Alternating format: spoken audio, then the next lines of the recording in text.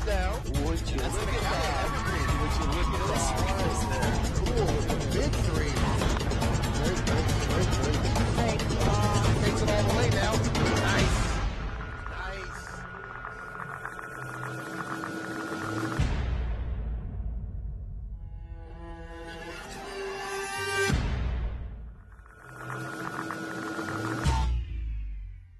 All right. Hey, we want to welcome you guys to McKenzie Stadium, where we have got the Union Titans going against the Eastlake Wolves today. Eastlake coming all the way down from Sammamish, Washington. They are part of the Kinko 4A up there in that area. They're coming down here to have a nice little battle against the Union Titans tonight.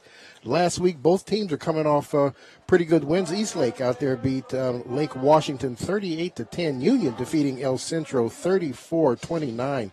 The one thing about Eastlake, they lost a lot of good players last year, but they are bringing back some good starters, at least two of them so far. The running back, Garrett Carney, and wide receiver, Nate Sutter. They're two top skill returners. So that's who we're definitely going to be looking for. As far as Union's concerned, always Lincoln Victor is always doing well. He had a great game last week, 203 yards passing, 2 touchdowns, 179 yards rushing and a touchdown. So he was pretty much the offense. Tight football game last week, only with Darian Chase coming out to win it in the last seconds of the game with a return of a 88-yard kickoff. So that being said, we're going to go ahead and get started. And here we go. Ball's going to be taken right there inside the 5. Going to get it out to the 20. He's going to make it to the 30, down to the 35-yard line before he's run out of bounds.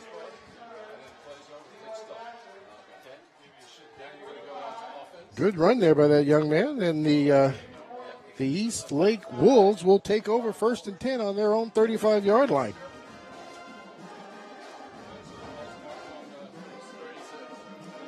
Starting quarterback there for Eastlake is Grandy Robson, junior right there, 6 foot, 200-pound young man. They come out and pistol formation, send a man in motion. Right up the middle is going to be that first play. They're going to get about a yard out of that before we're stopped.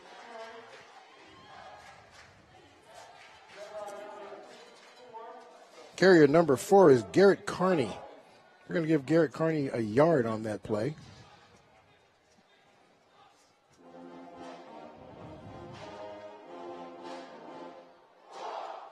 Head coach for the Eastlake Wolves is Don Bartell. They set up again, 2nd down and 9 to go. This time we're going to drop back for a pass. We've got a man out there in the flats.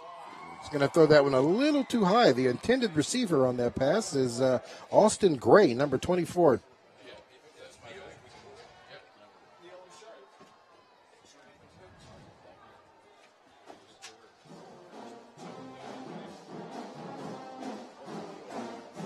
Union defense having a little problems. They've given up a lot more points this year than they have in years past, but they've always seemed to come back. That bend, don't break mentality has always seemed to work out for them. And 2 weeks ago, Mountain View kind of exposed the middle of their defensive line there, and Mountain View able to get some nice yardage right up the gut. Eastlake, no surprise that that's the first type of play that they went for, to see if they can get time. This time, Union stood tough for them. So we're going to bring up 3rd down now in the same 9. We've got them rolling out. We've got receivers open, sitting right there at midfield. It's going to be a pick this time, and they're coming back the other direction. He's going to get it down across the 50 to the 40, down to the 35-yard line. So with minutes, just 1 minute actually away in the first quarter, we've always got the first big turnover there.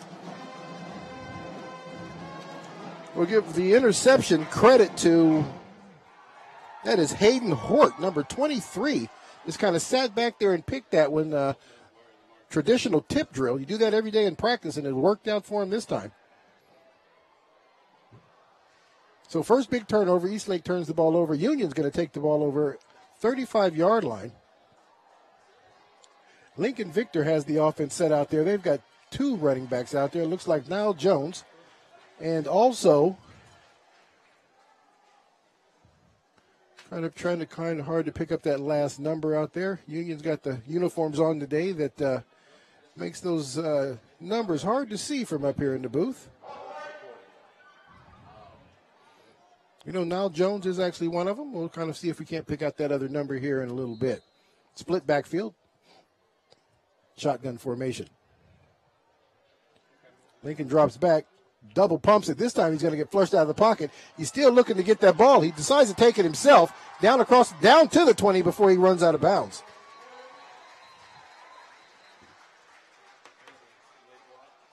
Good defense there, secondary defense. Didn't give him anywhere to leave that ball to, but they always got to be accountable for that young man. Remember, he rushed for 197 yards, or 90. Take that back. He rushed for 178 yards just last week, so he definitely has to be factored in. You flush him out of that pocket, somebody's got to be ready to get him. There was a flag on the play, and here is the instant replay. Constantly, the young man is looking for somebody to get that ball to. Decides to pull it down at the last minute and make something out of it. But is going to get a penalty, and that's going to take it all the way down to the 38-yard line. Still first down. We'll call it first down and 14. 13, I'm sorry. First down and 13 yards to go. 3 receivers sit at the top of the screen. Going to give that one to Nile Jones. He's going to get out right up the middle and going to get down to the 30 before he stopped there.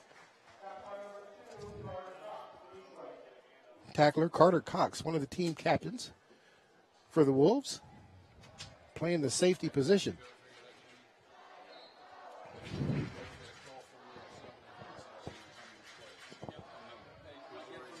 Lincoln now takes him back to the line of scrimmage.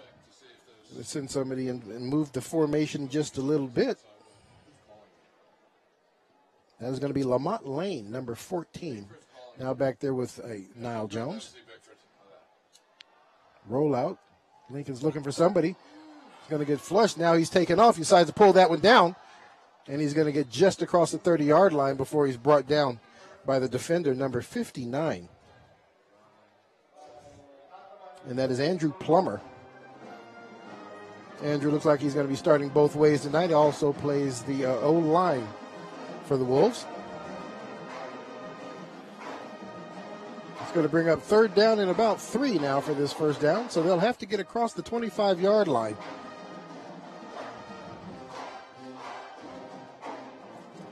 New running back there now in the game. Alex Gonzalez now in the backfield with Nile Jones. They're going to give this one to Nile. Nile's going to bust it right up the middle, down across the 15-yard line before he's taken down.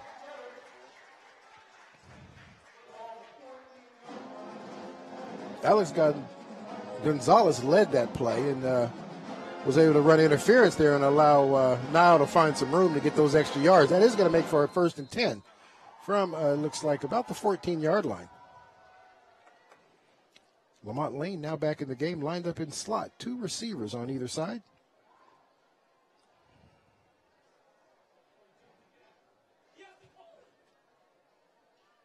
Lane goes into motion.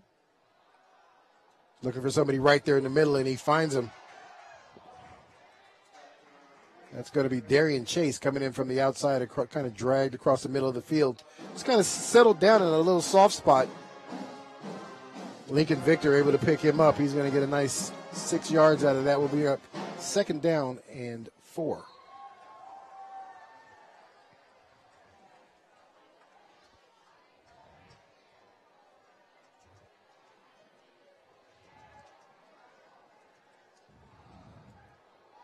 Union offensive staff seems to be doing a lot of subbing, keeping everybody fresh, putting the best people in at the best opportune times there. We have yet to see JoJo Ciafali tonight, so kind of find out what's going on. Looks like we had an equipment issue, so Lane is going to go back into the game, and Gonzalez is going to come out and get his equipment worked on.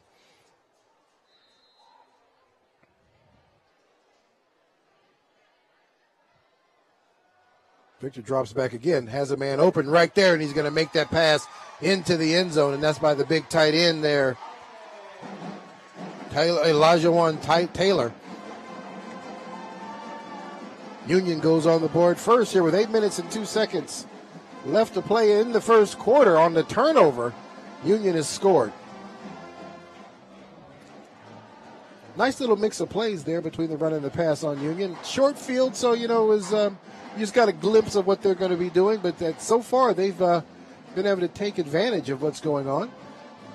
It looks like we might have a trick play here. Union going to go for the 2. Gets that ball out there, gives it to the big man who rumbles his way into the end zone.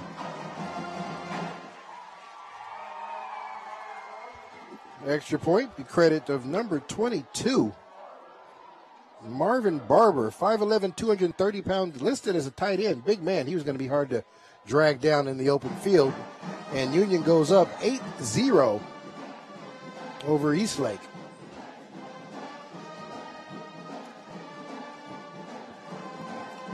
And here's the replay here for Elijahwan. Just right there, just sits right there in a little soft spot, catches that ball right there in the stride. There's nothing that Eastlake could do about that one but just concede to the 6 points. So very good and impressive drive there for the first drive for Union on the turnover. So we'll see what Eastlake has in store for him this time.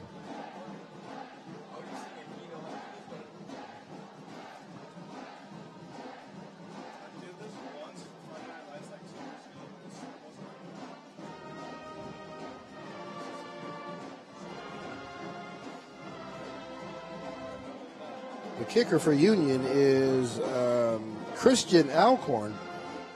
He's got him set up, ready to go, kicking the ball off from the 40. We've got 2 guys from Eastlake standing down there just inside the 10-yard line.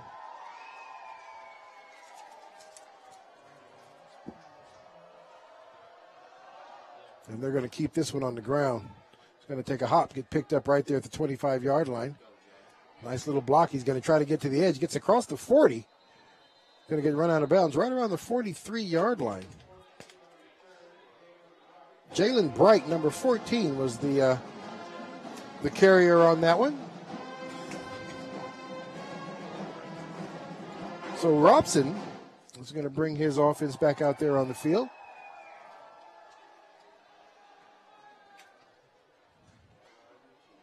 About the same field position they were in the first series.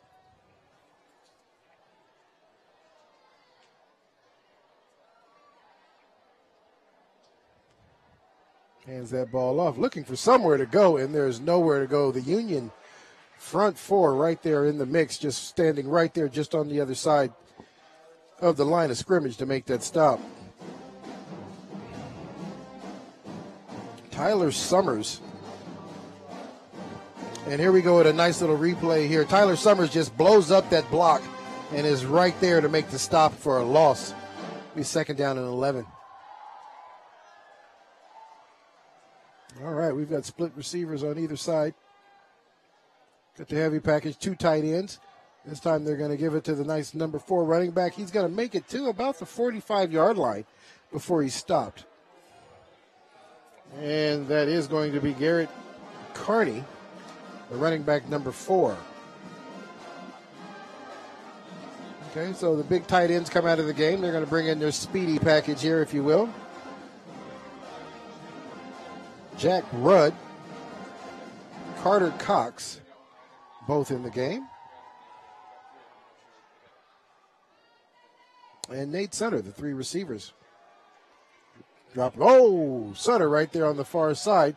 Loses his footing just and drops that ball. Hit him right in the hands, but he was on his way down to the turf, unable to gather that ball in. That's going to bring up 4th down in a long situation. We'll see what Eastlake is going to try and do on this one. They line up as they're going to go for it. Carney in the backfield. Now it looks like they got a quick kick going on. Nice kick there by the quarterback. Not going to sit, and it's going to take a roll all the way into the end zone. So 3 and out there for the Eastlake Wolves on this possession, and Union's going to take the ball over on the 20-yard line. So first down and 10 from the 20.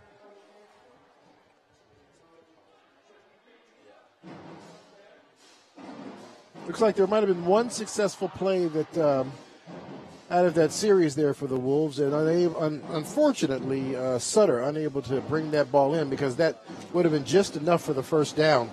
and to move the chains and keep their offense on the field. One thing that they're going to have to consider is at some point you got to stay on there just to make sure your defense is going to get a little breather. Lincoln now has him set up. He's got Elijah out in the flat. Elijah makes the first person miss, and then he's going to get run out of bounds at about the 30, we'll say about the 37-yard line. Let's see what their official is going to mark it off. And it is. Moving the chains, 1st and 10 from the 37. Union band's ready, loud and proud out there.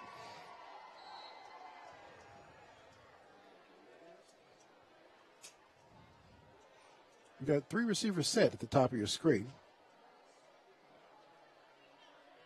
Victor making sure everybody's ready, set to go. Going to hand that off to Niall again. Niall is going to find an open. He's going to break into the open field. He's going to get down across the 30, down to the 25-yard line. He's chased down by Carter Cox from behind to stop that touchdown. Nice little run there by Niall Jones. It was a nice little replay. Just some nice blocking up front. And then Jones just gets out there in front of everybody. Carter Cox showing a little speed right there to run him down from behind and save that touchdown.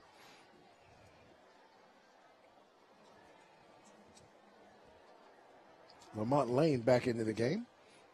Slot receivers on either side.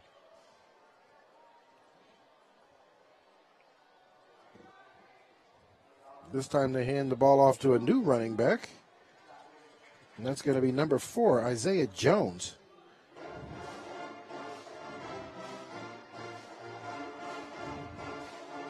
Jones, bit of a different type running back than Niall Jones.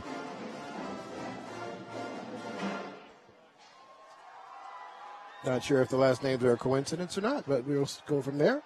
Victor drops back, has a person open, and almost brought that one in there. Nice little defensive stand there by Nate Sutter, who was known for one of their top defensive players there for the team. But he's got there going against Darian Chase, one-on-one on an island. That was a great little matchup. Nice little action there to see. He was able to pull that ball out of Chase's hands there at the last minute for the incomplete pass. It's going to bring up 3rd down and 8 to go.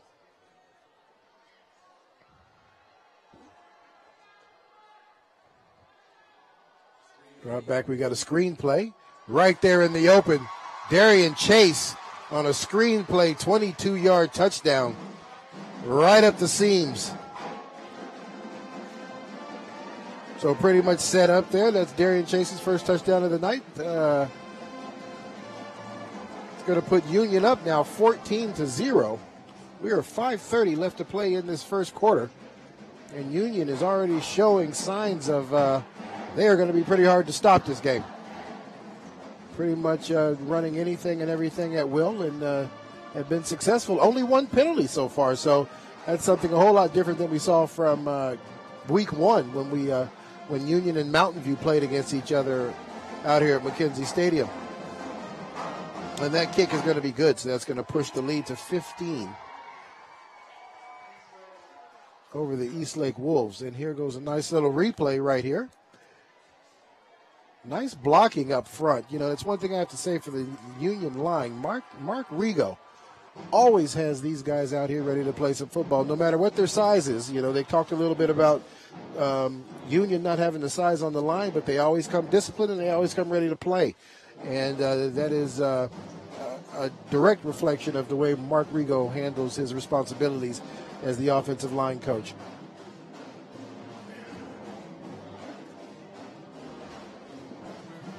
Nice little article about Mark Rigo a couple of weeks ago. I hope a couple of you guys got a chance to read that one. If you haven't, pick up your Columbian and you go ahead and check that out. Nice article about the young man. Oh, I say young man. He's about as old as I am, so neither one of us are too young. But good article. Check it out.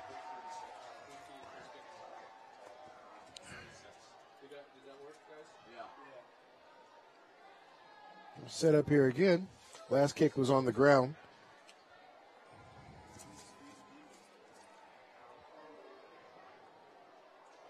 Deep man is Leroy Jackson, and also can't quite pick up that other number. Both of them are standing just inside the 10-yard line. This time he's going to go ahead and kick this one away. Jackson is going to get the ball right at the 1-yard line. He's going to make it to the 20. He's going to get down to the 30. He's going to get down to the 25-yard line before a host of Titans stack him up right there. Nice field position. The Wolves have actually had pretty good field position on their last 3 possessions, just weren't able to capitalize on it. Union's defense has been pretty stingy up to now, and we'll see if Eastlake can get started on this drive, because they're to the point now where they're going to need to at least, if not put points on the board, at least give their defense an opportunity to get a rest.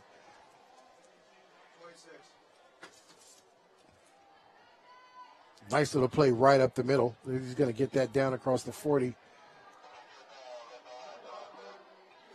to about the 42-yard line. Looks like they're going to give him the 43-yard line. So to bring up 2nd down and 4.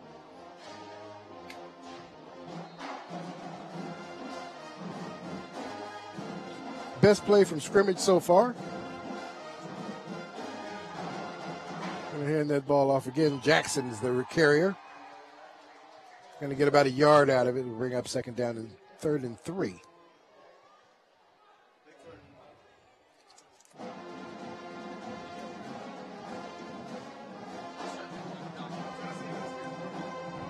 Soon they're bringing in the 2 tight ends again. Kind of a power package there.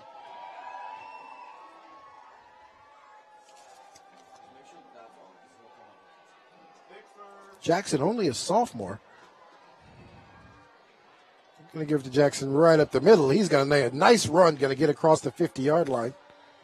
Going to be plenty enough to move the chains. 1st and 10, just inside Titan territory.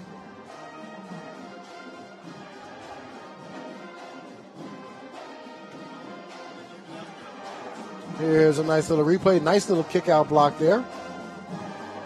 And just nice, strong, straight-ahead running, refusing to going down and falling forward. Can't ask much more of a running back than that.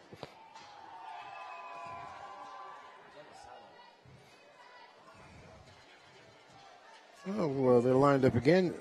Robson has them lined up. Pistol formation. Now Robson looking for somebody. Decides he's going to take this one right away.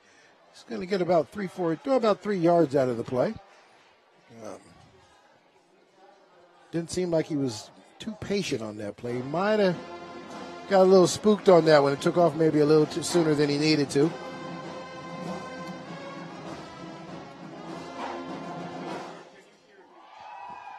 Jack Rudd and Cox come back into the game as receivers. The 2 tight ends leave. 10 twin receivers on either side. Jackson still the running back. Fake it to him, drops back, looking for a receiver. Has a man open. He's going to have that one just a little high. Sutter was the intended receiver. And Sutter actually had good position on the corner on that play. He was right there in front of him. If Robson could have just put that right on him, that would have been a great play, possibly even a touchdown. So with that miss, that'll bring up 3rd down and 7 yards to go.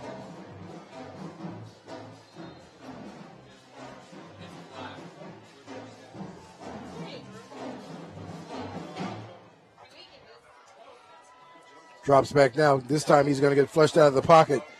Looking for somewhere to go and is not going to be able to find anybody before he gets run out of bounds. He's going to lose about 2 yards on that play, bring up 4th down. They are in Titan territory, so we'll see what the coach decides to do. Well, they're going to lose all 3 of the yards and bring up 4th down and 10.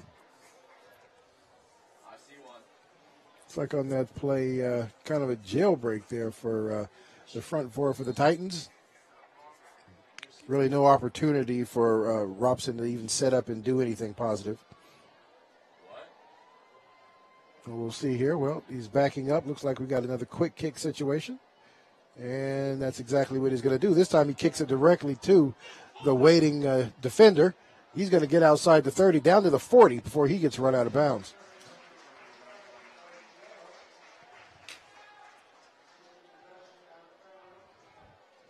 So Union will take the ball over again for their fourth possession of this first quarter. 2:47 left to play. Union is up 15-0.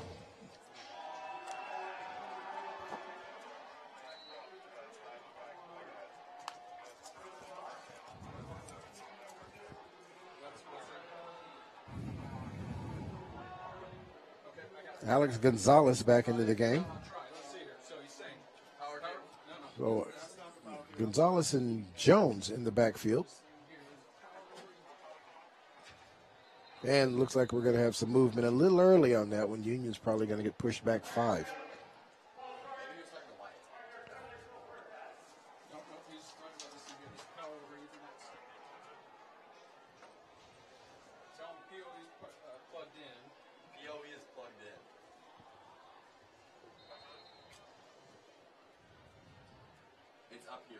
Union now sets up again. This time split backfield. Once again, offset this just a little bit. Kind of set that up as a lead block, and that's exactly what they're doing. This time the Wolves' defensive line's right there to make a stop after about a 2-yard gain.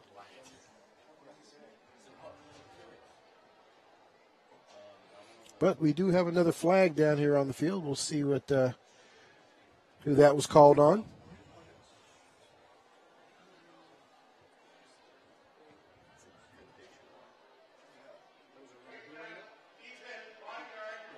No, you got a face mask on the defense. It looks like it's going to be the 5-yard variety. So they'll mark off that 5 from where the tackle was stopped. And that will bring up now first down and 8 yards to go on the 41-yard line.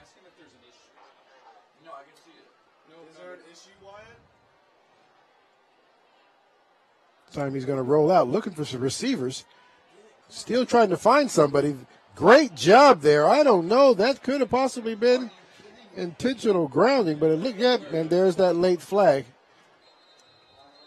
I'm going to credit that sack there for the Eastlake Wolves, for Jaden Bright. Was able to run down the quarterback from the back.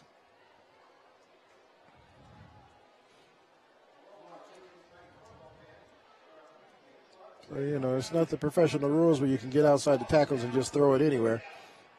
So they will get him for intentional grounding. Back that all the way back inside the 30-yard line. Down to the 28. So it'll be second down now, or first down in 20.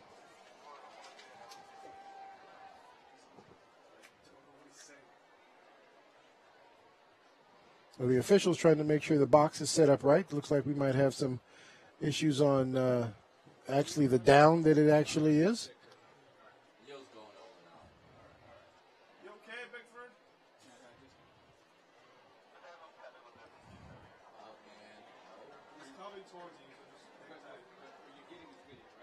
So it does set up as second down now and 20 to go. Oh, we had a mix-up there. And they made the quarterback pay for that one. On this play here, we've got a new quarterback in the game.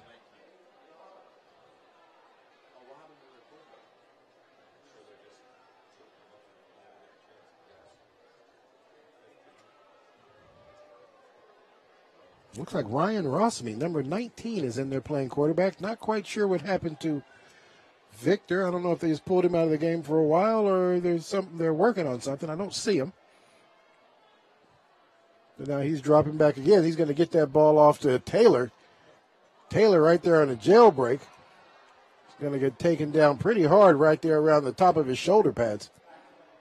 He's going to get a couple of yards out there. He's going to bring up fourth down now and a long. So for the first time, Union is going to punt the ball. Give credit there to the Eastlake defense and a couple of penalties. Kind of helped them out on this one, but they were able to keep Union from scoring and kept them in their own side of the field. So Eastlake should end up with some pretty decent field position here. Got a flag right off the bat. Not a very good kick. And it doesn't take a very good bounce. It's going to roll right out of bounds, and the ball is still going to be on the Union side of the field, and we'll ultimately see what this penalty is about and see where we actually set this up. So we're down to the last 53 seconds of this first quarter here, and up until this point, it's just been all about Union's offense, and quite possibly their defense. Both sides of the ball have played pretty well this first half, or this first quarter, I should say.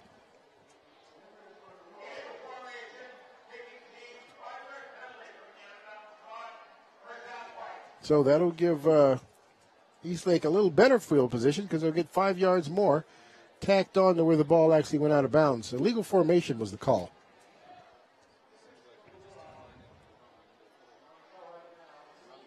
So best field position they've had all quarter, and we'll see if they're going to be able to do something and take advantage of this great field position. They line up 3 receivers here at the bottom of the screen. They're going to give it to Jackson. Jackson finds a way over there on the far side. He's going to get across the 30-yard line. Nice little 8-yard run.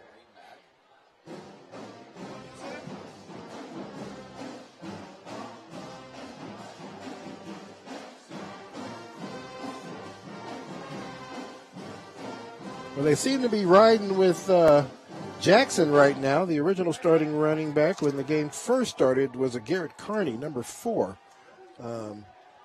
Jackson seems to be getting the majority of the reps probably since the second series here. So he seems to be moving the ball down the field pretty well for him. Looks like he's averaging probably about 3-4 yards a carry right now.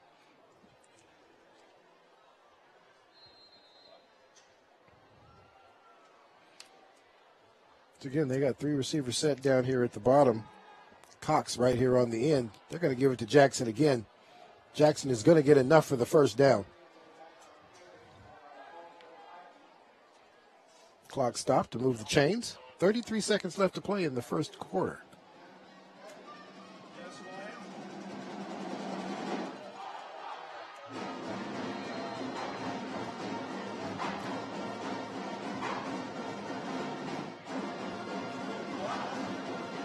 Sets the ball up.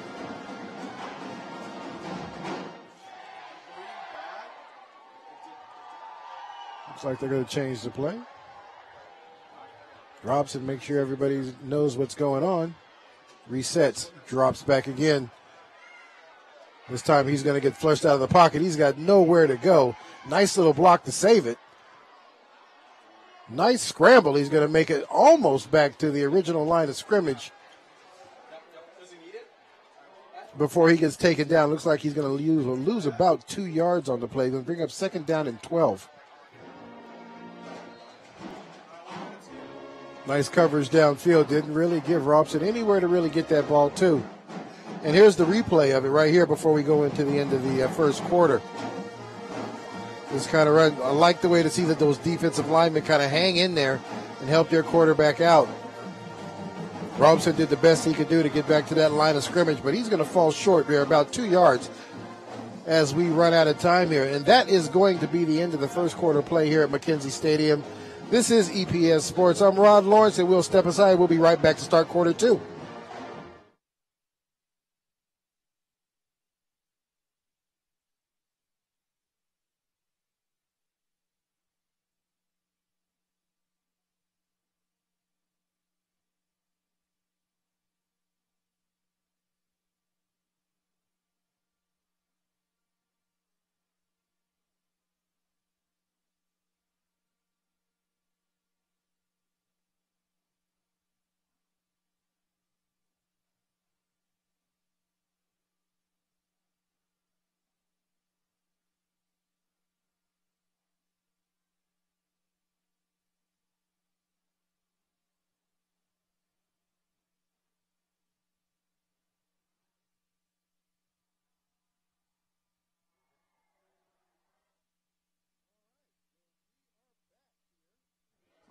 Quarter 2, McKenzie Stadium down here in Vancouver, Washington, where we've got the Eastlake Wolves against the Union Titans.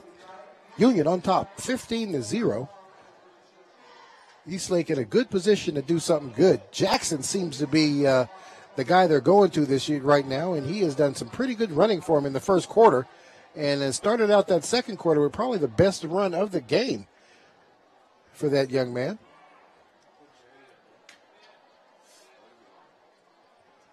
That will bring up a third down situation. Third and about 2 yards to go, along two.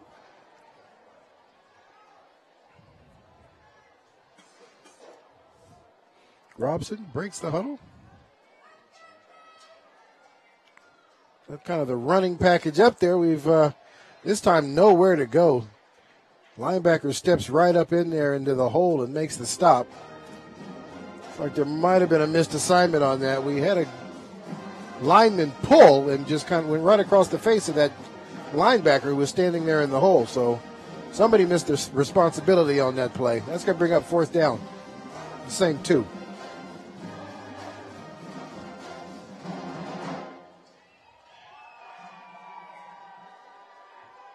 Got a power back set up close.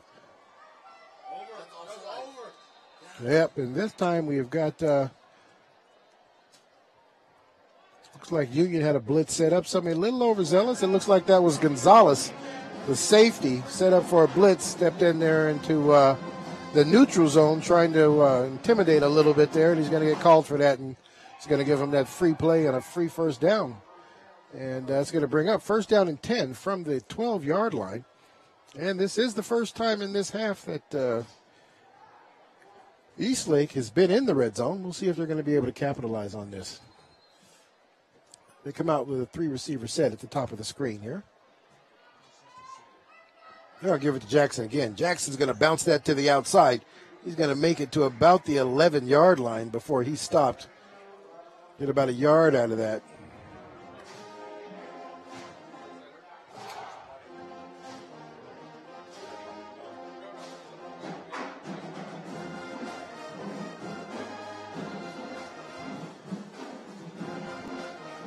Union has had a little difficulties stopping people in the red zone in these last couple of weeks. Not generally their MO, but they've struggled with it this year so far. We'll see what happens here. Got a nice pass. Well, tried to get it there. The intended receiver is number 28.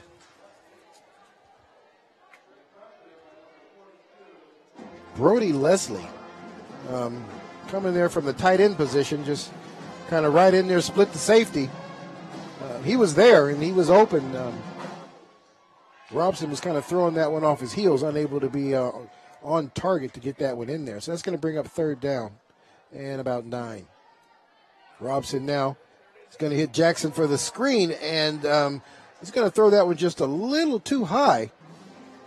Jackson unable to bring that one in to get up the field with it. So it looks like they're going to come out here and settle for 3 points.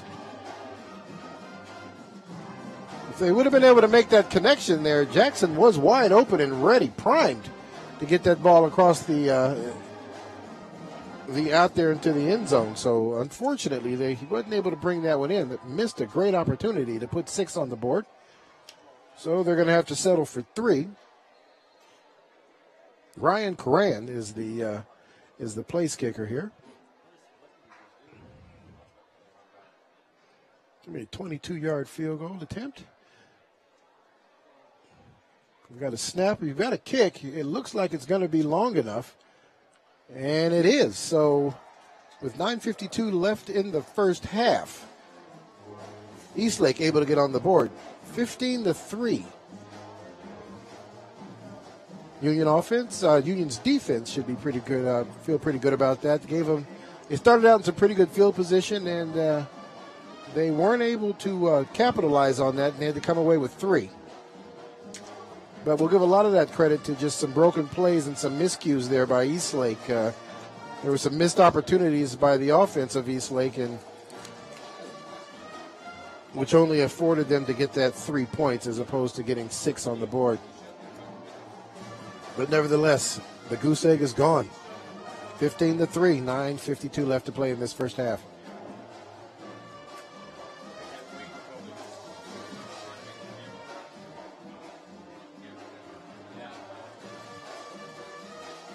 Now, that last series, we did not see Lincoln Victor. They had a new quarterback in the game. We'll see if he shows up here in this next set of downs.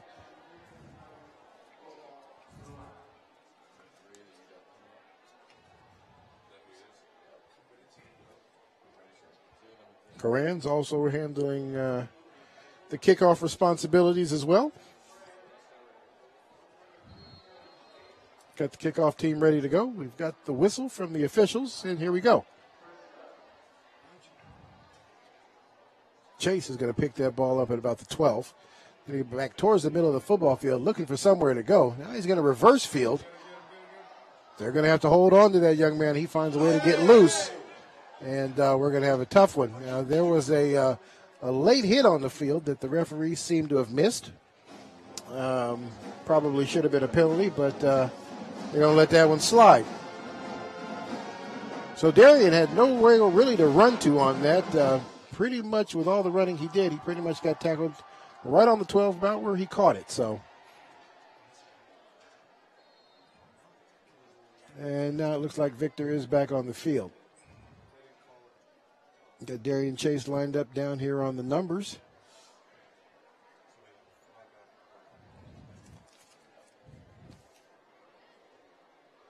And we've got Lane in the slot. Looking for somebody. He's got Chase open. Chase is right there. And Chase just pretty much just releases up the field, gets behind the defender, and Victor just kind of puts it on him. Nice big pass there. Chase is going to get taken down at the 40-yard line.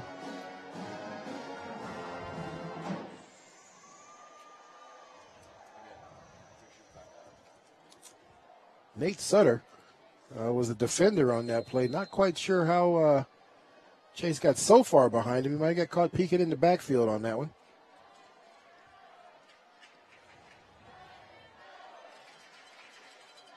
Victor drops back again, looking for somebody upfield. This time he's right there in the middle of the football field. Number 7, the receiver on that play.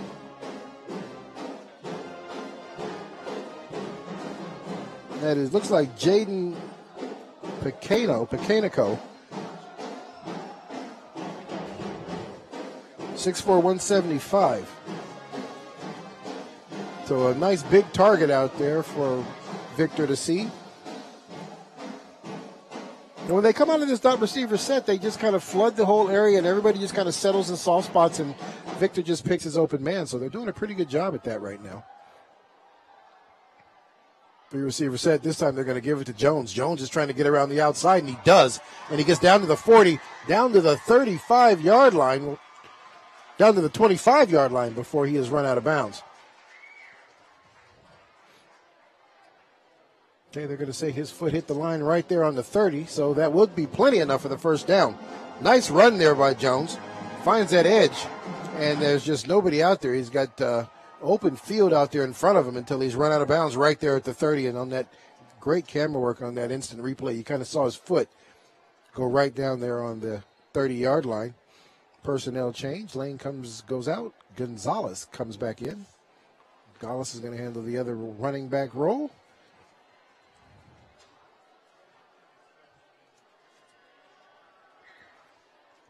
He's got a man outside. Chase unable to bring that one in. He was right there at about the 22-yard line.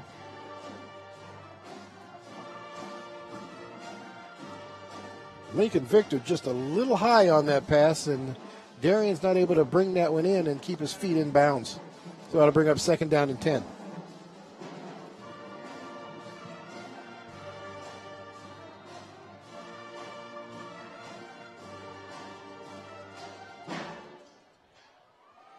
Okay, looking for the new setup here. They're going to bring in 3 receivers. Gonzalez and Vallejo, the two receivers inside of Chase. 3 receivers at the bottom of the screen. They're going to give this one to Jones on the other side. Short side of the field. Nice little run by Jones. He bounces that to the outside, and he's going to get run out of bounds. Actually, the referees are going to continue to wind the clock. They're going to say he got stopped in bounds, and momentum took him out bounds, so the clock should resume once the chains get set.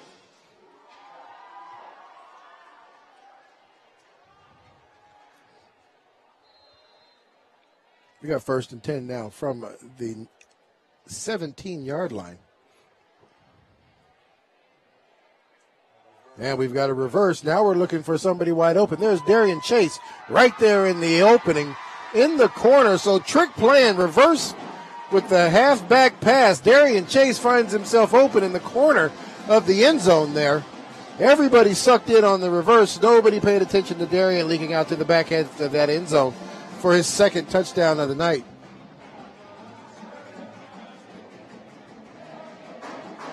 There's the replay. The end of that play right there, and yeah, just wide open. Everybody sucked in on the reverse play. Nobody paid attention that ball was going to be thrown.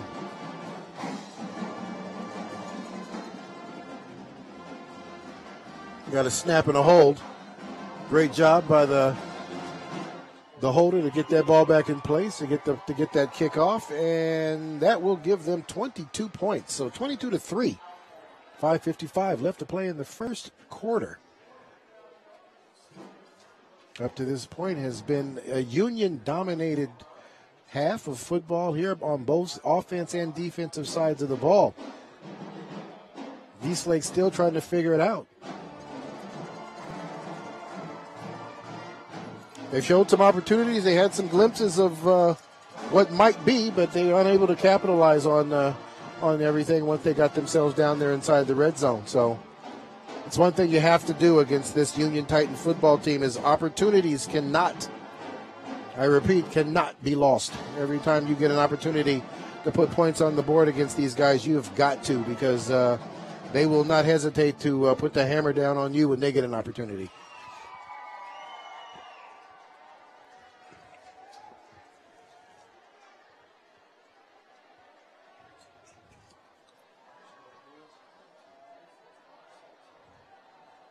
Alrighty, so the Union kickoff team ready to go here.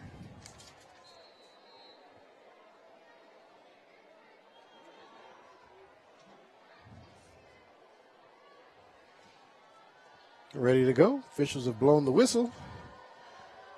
And we're off. They're going to kick this one. We've got a whistle already. Flag's probably offsides. We'll back this up 5 yards and do it again. The ball was kicked directly to Jackson. We'll see. I kind of get the idea that young man can be dangerous if you're not careful.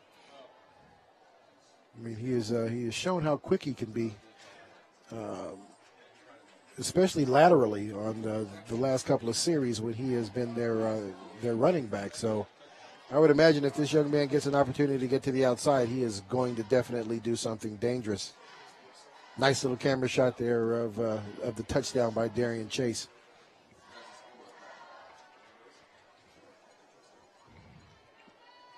So it was offsides. We'll back him up 5, and we'll kick this one again.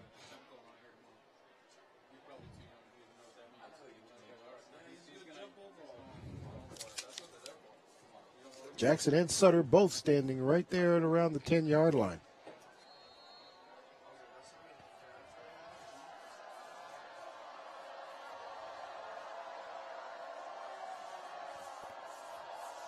And let's try this again. This is going to go to Jackson. Jackson's going to get back down inside the 5. He's going to make it to the 20.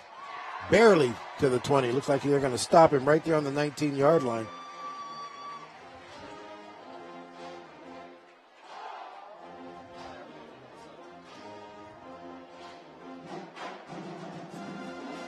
Nice open field tackle there. Here's a nice little replay. Just got to come right in there. Nice textbook tackle. Gets his head out of the way and brings the young man down. Josh Resnick, the tackler on that play. Time the quarterback's going to go ahead and take this one himself. He's able to make that first guy miss him. Kind of leaves Elijah Taylor just kind of sitting there on his seat. Nice little run there by Grandy Robson. He'll get 6 yards out of that, and we'll bring up 2nd down and 4.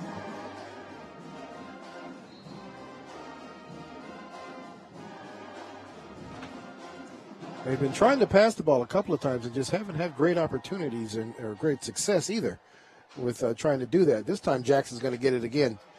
And this time he keeps it himself. So a nice little zone read.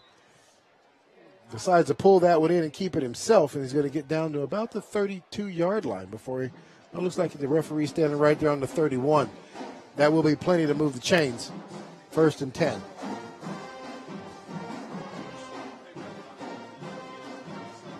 So Robson, instead of giving that one to Jackson, decides to pull that one out and keep it himself and gets the first down out of it. All right, Carney now back in the game as the running back.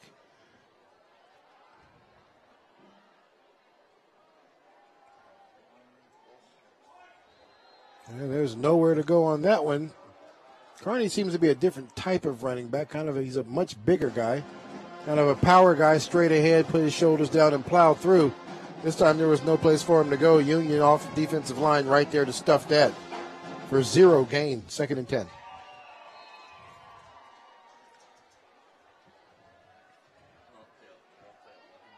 Got 3 receivers at the top of the screen. Carney, pistol formation. Robson drops back. He's got a man open. Sutter's going to catch that right about the 42. Makes the first person miss. Gets that into the middle of the field. Decides to turn it up. Nice little run there by Nate Sutter. There's a glimpse of what I've heard about that young man and why he is considered one of the better receivers on their team and up there in the Kinko 4A, up there in the Sammamish area. Nice catch, nice run. First down, and gets that ball into the territory of the Titans. And here we go right here, just using his blocking, being patient about what's going on, and getting the most out of that run that he possibly could. Great job.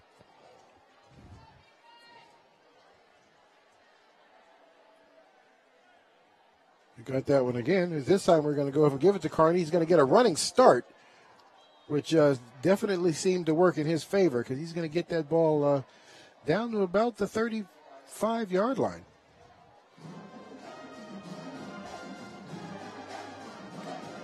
Nice run, about 6 yards on that carry. We'll give him 2nd down and 4. Kind of a stretch play on that one. Give Carney an opportunity to get to running downhill as he takes the handoff.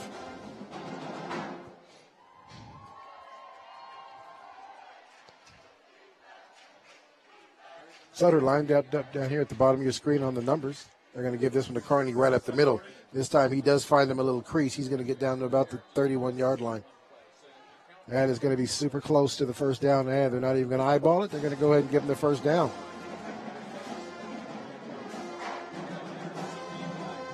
So this is kind of the best we've seen Eastlake up to this point. Every play has seemed to have some level of success. They're moving the chains. They're running the clock.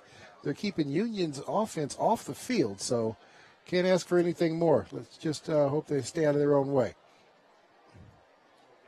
Ronnie once again lowers the boom there. He'll get him across the 30-yard line down to about the 28.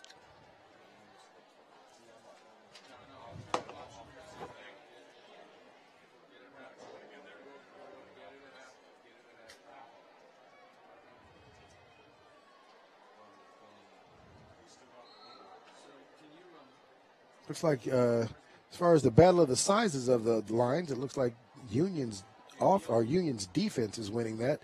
Got some pretty big guys up there.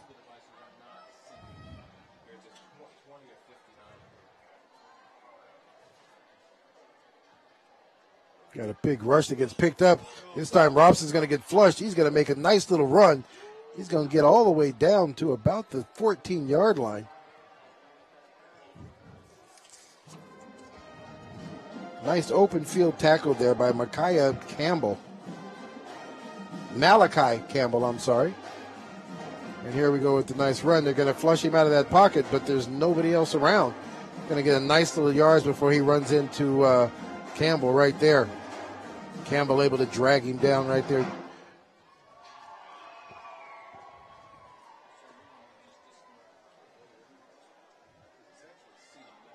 All right, this time no running back, empty backfield. See us going back. He drops back right there to Sutter.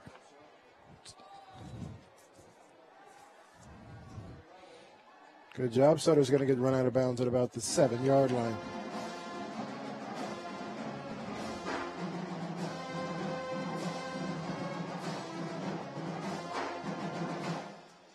Well, Eastlake found themselves down in this situation just a series ago and had to settle for 3 points.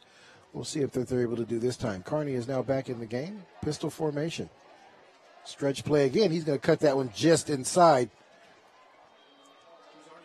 And he's going to get rodeoed down there by the outside guy. Looks like that was number 9 for the Titans, Justin Chen.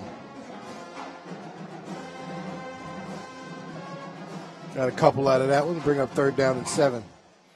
Third down and 3.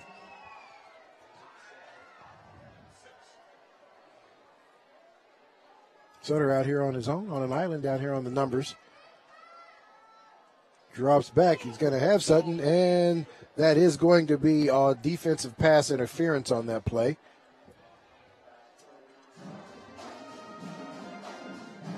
It's Malachi Campbell. Because he decided he'll take the penalty other than the touchdown because Sutter had beaten him. So they call that holding. So that definitely is going to move the ball half the distance. That'll get him down there inside the 2-yard line. That should bring up 1st and goal.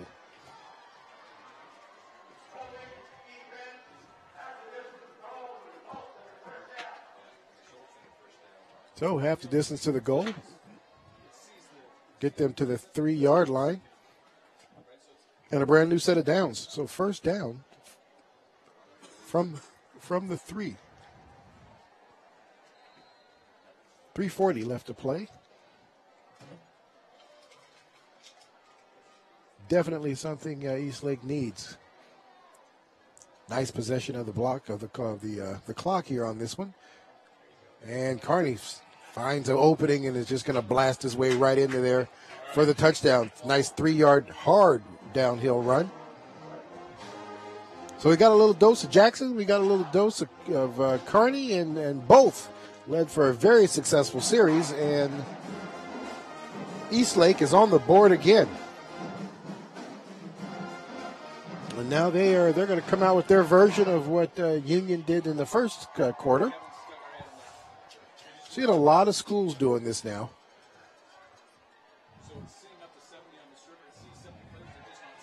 Carney's going to get in for the 2, and that's going to get him 11 points. So both teams now with the trick plays have been successful in getting 2. Eastlake brings himself within 10 points of the Union Titans. And here's that instant replay. Nice little, kind of chicken wing block, but it was enough to get Elijah Wan out of the way. And Carney did the rest by himself, blasted his way into the end zone. Nice shot by the camera, good angles. So with 3:35 left to play in this first quarter, Union 22, Eastlake 11. Within 10, they have to be feeling like that they've gotten themselves back into this ball game, and at least get out of this particular half without this particular quarter, without Union getting any more points on the scoreboard, and then they can come back out here in the second half and feel like they got a chance.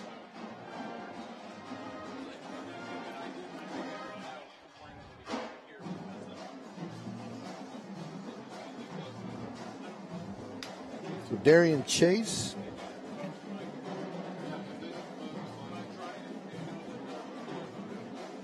and Zach Sidarso are the 2 deep men, it looks like, in the back. Both of them standing about the 10-yard line. Let's see if they decide to keep this ball on the ground here.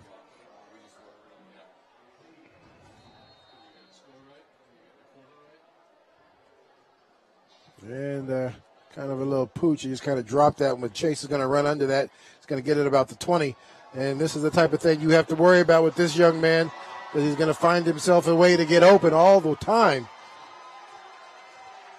And another big run there by Darian Chase that's going to get them deep into the territory of Eastlake. Just what Eastlake didn't need to happen with only 3 minutes and 23 seconds left to play in the first half.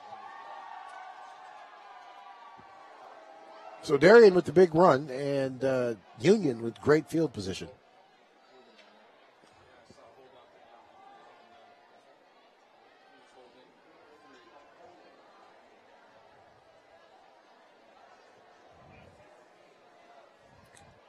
Well, it looks like there was a penalty flag on the play.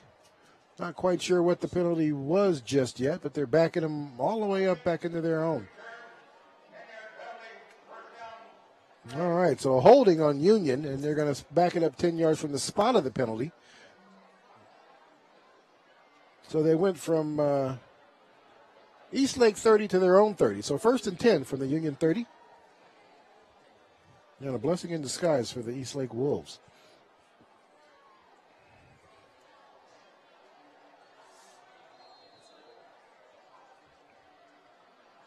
Victor and Nile in the backfield. Jones now gets the ball.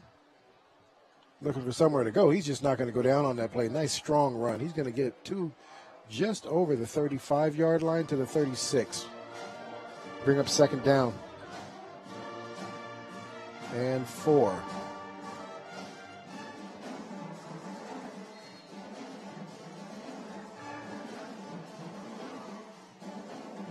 Just under the 3-minute mark left to play. Sets up with split receivers and a split backfield. He's going to roll out to the bottom half of the screen. He's got Chase open out here. Chase now is going to slip and go down on his one knee. They'll give him the momentum down to the 45-yard line. That will be enough to move the chains. He did stay in bounds, so the clock will continue to run once the chains get set.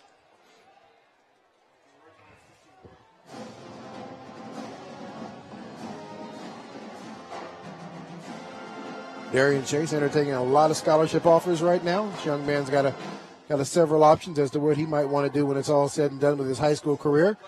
They've got him open right here.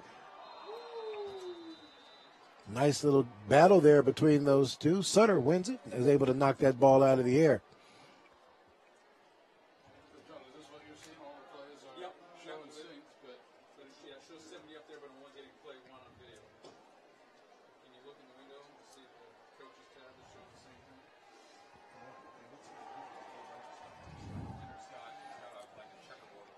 Tell you, Nate Sutter is going to have a busy night. It seems like he has been designated to follow Darian Chase wherever he is on the field. Going to fake this one. This time they're looking for Chase on the screen. Chase does get across midfield, but he's going to get stopped right at about the 48-yard line. Now they'll bring up 3rd down.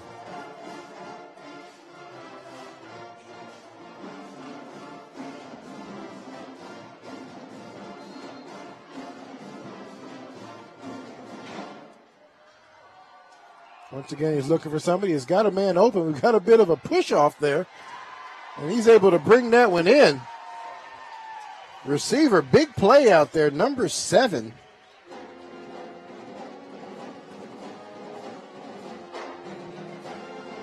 Picanco. I'm going to make sure I'm saying that young man's name right, but that was a great pass and a catch. He did create some separation out there. He kind of saw a bit of a push-off to get himself open. Nobody else saw it, or at least the officials didn't, and that's all that counts. So that's going to bring up a great play and a 1st down and 10 from the 11-yard line. Victor now backs up. We got another screen. This time not able to make that one work, so he just throws that out of bounds.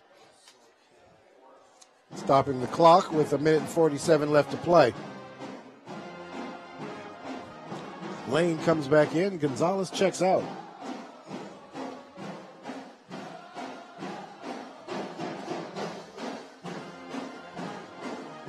Have not seen JoJo Ciafali at all tonight, so my thinking is this young man is not suited this evening, and we won't see him.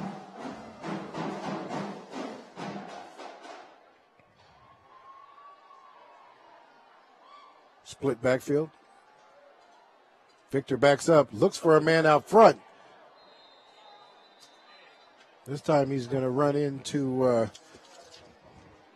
the defender, Jaden Bright, as he drops across there. Jaden makes a nice little collision and knocks that ball down. He's going to bring up 3rd down.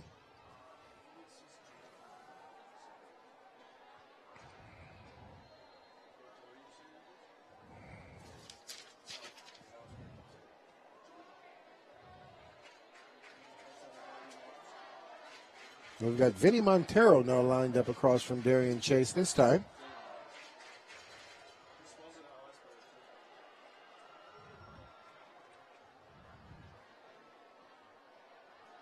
Chase breaks across the middle. This time Victor's going to get flushed out. He's looking for somewhere to go, and he is not going to have any place to go. He's going to get run out of bounds there and sacked. Nice big tackle by the D lineman there, Cameron Lynch.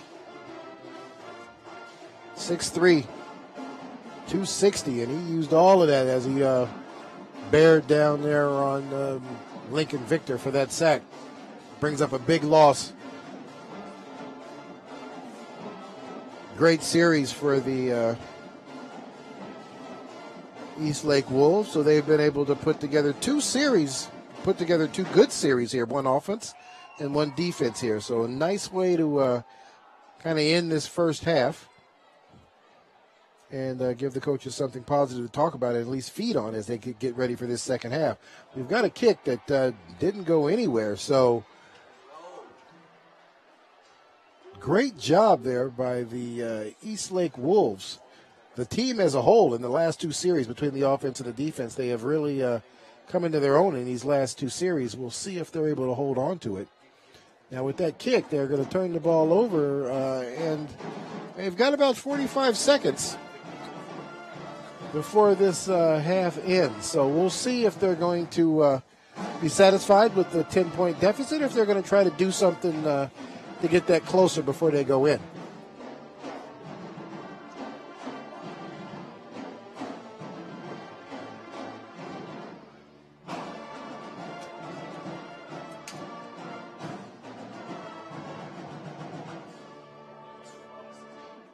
All right, look like they are set up. Jackson is back in the game.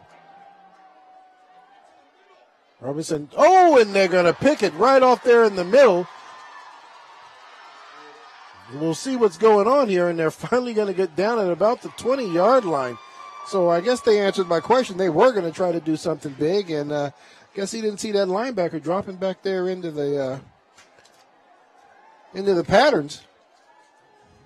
He did have a receiver open. He just needed to put a little bit more of a hump on that ball, and we would have been talking about a different type play. Well, knowing the Union Titans, they are definitely going to try to put the nail in the coffin, if you will, on this last opportunity. And there's the pick right there. Yeah, just not enough on the ball to get it over. Victor now drops back. Got a guy open there. Nice little rally to tackle there in the open field. Lamont Lane, the receiver on that. He's going to get about 8 yards on that. We'll bring up second down and 2. Clock still running. And Coach Rosenbaugh is going to call timeout. Give his club an opportunity to put 6 more on the board before we go into the halftime.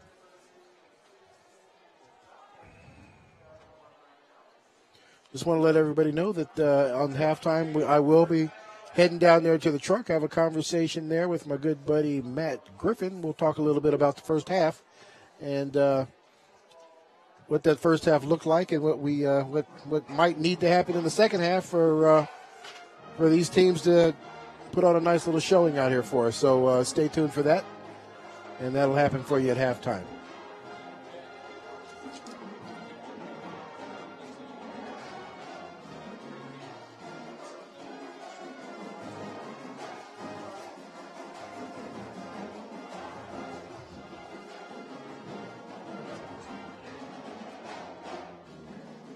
Yeah, these are the type of opportunities that you really don't like to give a ball club like the Union Titans.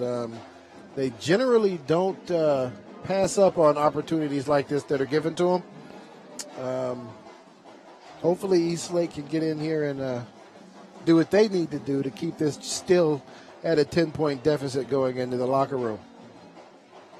Union has always been a second-half type ball club, so you know, you don't want to give them too many points going into the halftime. Drops back now, has a man open, and there it is. He is going to get the touchdown. And that is Darian Chase, I do believe. It is, and that makes Mr. Chase's third touchdown of just the first half of play here. And they're going to push that lead out even further here. 28-11 so far. 6 seconds left to play.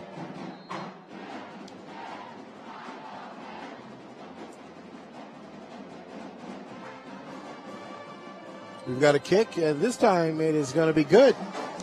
And that's going to put 29 points on the board there. Nice camera shot. Chase right there on it. And there is Nate Sutter defending him, but got caught behind him, and a nice little pass. Pitch and catch there between Victor and Chase.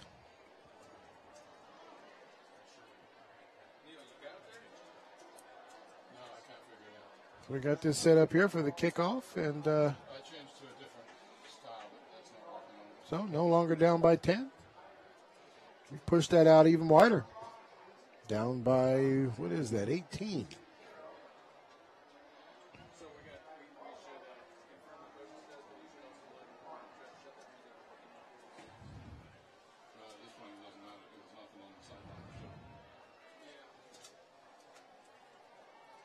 We'll see. I'm sure they're definitely going to have to probably keep this one on the ground, keep it low, burn the clock out.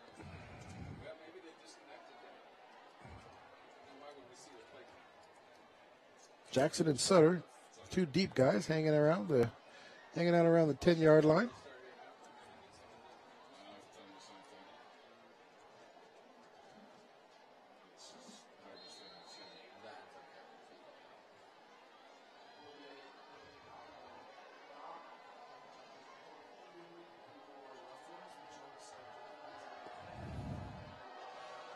All right, we are set up, and we're off. We kick that one low. It's going to bounce in there. Jackson is going to pick it up right around the 5-yard line. He's running across field looking for that edge, finds it, and is going to get to the 25 before he stopped. That will run out the clock. So at the end of the first half, the Union Titans have pulled back to a nice little lead again, 29-11 over the Eastlake Wolves. This is EPS Sports. Rod Lawrence, we'll see you at the halftime show. You guys have a good one, and come back and see us on the third quarter. Whether it's volunteering to read to elementary school students, or preparing food for our summer meals program, or being a lunch buddy, or making sure our concerts and sporting events are safe for students and visitors, or volunteering to teach art discovery classes, there are countless volunteer opportunities in Evergreen Public Schools. I think most people value our kids as being our future, and so we need to help keep those kids going. And signing up to be a volunteer is easy. Just go to our website, evergreenps.org/community partnerships. Click on the link to download a volunteer application, fill out just a few forms, and submit them. Once you've cleared the simple background check, you'll be ready to make a difference. This art discovery volunteer sums it up with a quote from a famous Dr. Seuss book.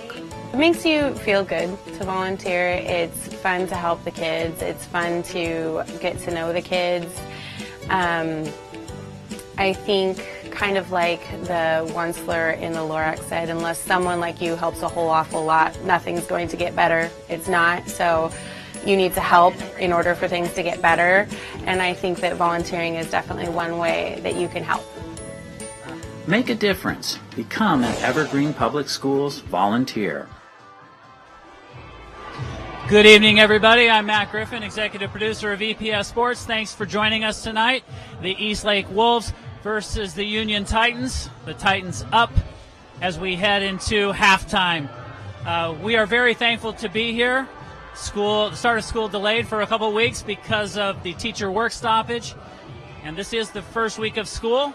And just a couple of days ago, I paid a visit to 4 schools as students started off the school year.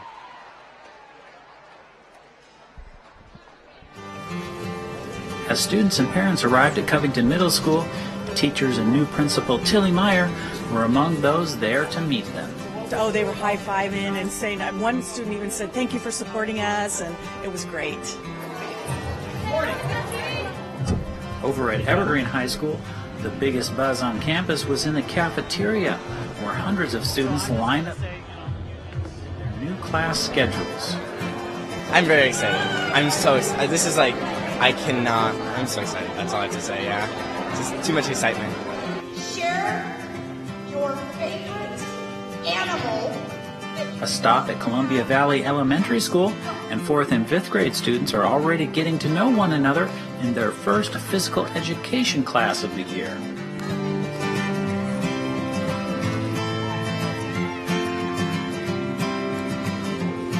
And finally, one of our favorite sights at the start of each school year, watching kindergartners on their very first day of school. There were plenty of first day pictures at Sunset Elementary, including Emma Huggins, excited for her first day of class, as was her mom, Penny. We had 2 extra weeks to prepare her for it and practice with, getting ready for school and getting up on time and all that stuff. So it was an extra little step. What are you looking forward to most this first year? Just seeing the growth that she's going to make and the friendships and stuff like that will last throughout her elementary and middle school years. Christy!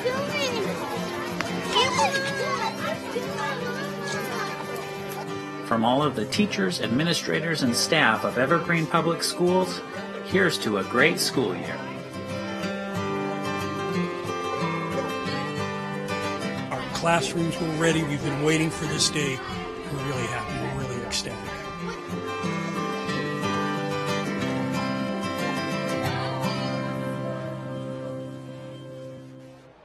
All right, so we talked school for a minute. Now let's talk football some more. Rodney the Jet Lawrence here with me, flying solo in the booth tonight. Yes, but I asked him to run down here real quick so we could talk football before we talk some more school. So Union's running away with this game. Yeah. Eastlake made it a little bit interesting in the last part of the second half. What do you think Eastlake needs to do to get back in it in the second half? Well, stop having turnovers. I mean, that big turnover they had right there at the end of the first half really hurt them. I mean, they had some good momentum. They had a good offensive series, a good defensive series. They were only down by 10. Something real good to talk about going into the second half. And then they get that pick. And yeah, that Union pick capitalizes was on what, it. 2 or 3 plays later, and Union's and then now they're back on top. 7. And that's a tough team to be down to that much. We know that they're a second half ball club, and it's just real hard. I mean, all year this is week 3, right? We saw that we did the Mountain View game where that was a close call for them, right? But they're still playing Union type football, and they're still a force to be reckoned with down here. And they're showing that they're a force all over the state right now. Okay, so let's talk about, it's still early in the season. Yeah. What are you looking for Union to do as they build on some momentum heading into the, middle and later part of the season? You're getting ready. You're seeing a lot of their talent already. I mean, you're seeing. We saw Darian Chase has got 3 touchdowns tonight. In the first game that we did, Darian had a slow night. Last week he had the big kickoff return for 88 yards to win that one for him. We've got Niall Jones. We're not seeing JoJo Ciafali tonight, who's one of their big guys. We've got Elijah Taylor. We're seeing Lamont Lane. Some new folks out here. The talent just keeps showing up and showing up and showing up, and every week somebody different is bringing something to the table for them, and that's what's going to keep them moving. Their depth is what's going to keep them looking strong all the way down. Who's their competition then when we talk about Greater St. Helens League? Well, it's always going to be Camas. Yeah. Even though they had a rough start themselves at the beginning of the season, Camas and Skyview are always going to be the 2 schools that, big rivalries. They're real good with talent. I spoke to one of the coaches with out in Camas not too long ago, and they still feel real good about their squad. They're young. They always rebuild. That's always going to be a big game, and it's an emotional game. So no matter what the talent pool is like, Camas and Union are always going to have a tough battle. All right, well, thanks for running down from the press box, and we'll send you back up there after a quick break. So stay tuned for second half action here on EPS Sports. Now let's go back to talking about school. Each year, Evergreen Public Schools is fortunate enough to welcome several new principals to our ranks of dedicated educators, and we met the principals who are taking over at 4 schools.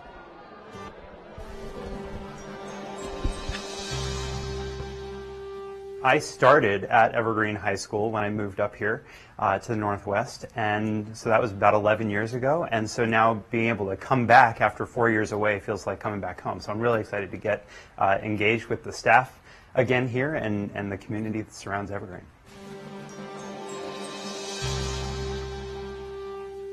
What's great about the work that Lisa did was she really engaged the not only the staff here, but the entire community in compassion and learning how to work with kids from wherever, whatever background they come from.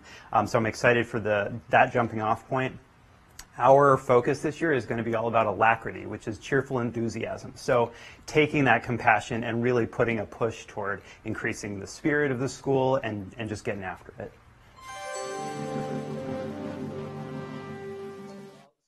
The unique things I think about Evergreen is that if you walk around the school at any point throughout the day, there aren't little cliques of students. Everybody just accepts everybody for who they are, and anybody can be a part of whatever group, which is really great. So you know, that's one of the really unique things about Evergreen. So we're going to take that and again with alacrity, just get after it and. We're going to bring back a whole bunch of spirit things. We're going to look at the way we do assemblies and increase the spirit there. We're going to have a whole staff section that's going to push kids to really find that that pride in being a Plainsman again.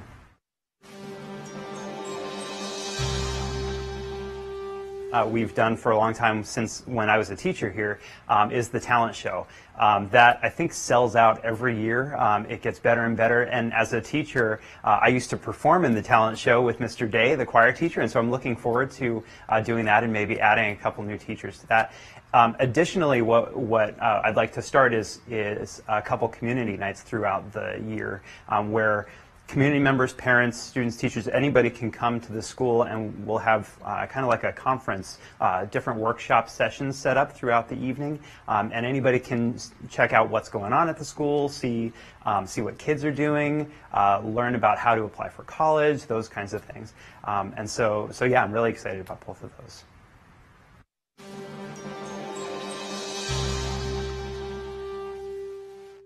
Sunset is a great place to learn, mainly because we've got dedicated staff, students are amazing, our parents and PTO very, very supportive, the community around us supports us very well.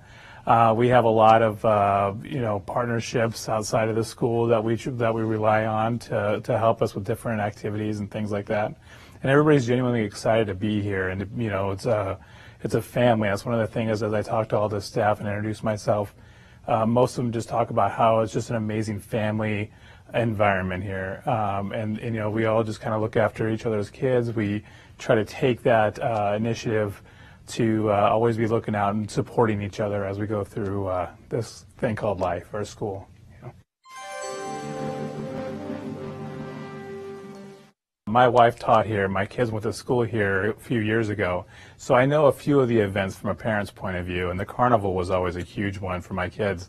That was the one that they would not allow us to skip because it was a Friday evening, and as parents you get kind of tired, but the carnival is a huge event for us. It's a great fundraiser, and it's a great place where the family comes in. We started something last year, at the very end of last year, called the Shark Academy. And the Shark Academy is all about kind of educating parents about social emotional learning and just the different things that we're doing in the schools, so they have a clear understanding of what we're doing with restorative practices, PBIS, and mindfulness.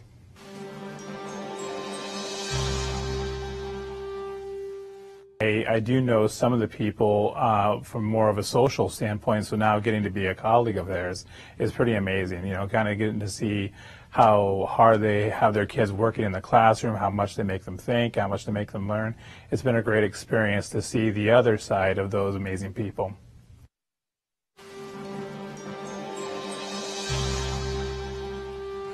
Well, I think the fortunate thing for me is that I worked for two principals that had a very clear vision, some deep core values about students and learning.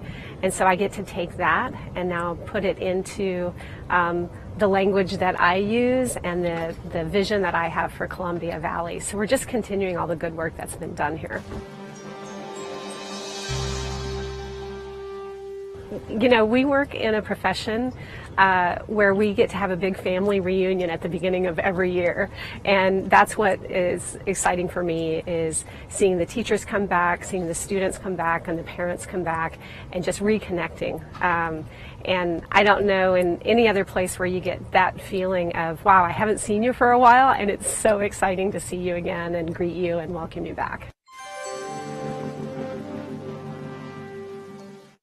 Last year I got to experience the Navigator Dash at the end of the year here at Columbia Valley, and it's a fundraiser, it's a major fundraiser, and students are out on the track and families are out there and there's music playing, and it was the highlight community event for our school last year, and I'm just really excited to experience that again and lead it this year.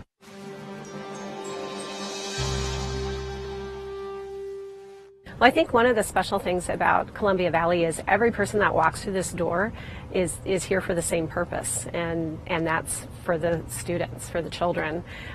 Every parent wants their child to have the best, and every teacher wants to do their best for their students, and every student wants to be their best. And our parent community is incredibly supportive of all of the initiatives that we're taking on this year.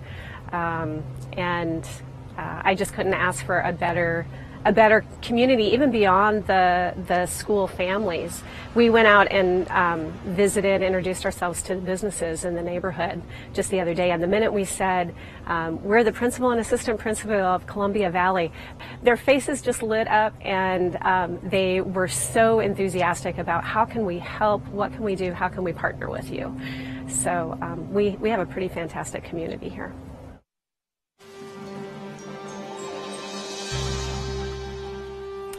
I am looking forward to opening those doors up and meeting the kids.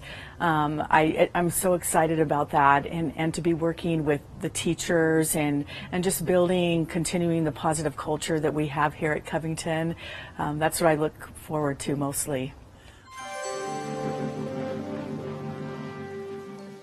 We have a Pride Night that comes up later in the year, and that again, it invites the community in to build culture and to meet with the kids and teachers and showcase the students' work that they've been doing throughout the year. So that's something that I want to continue. I also want to have a monthly get together with parents. I haven't decided how that will look exactly yet, but I do want to be able to meet with them and just have a time to chat, have coffee, whatever they would like to do, and talk about the school year.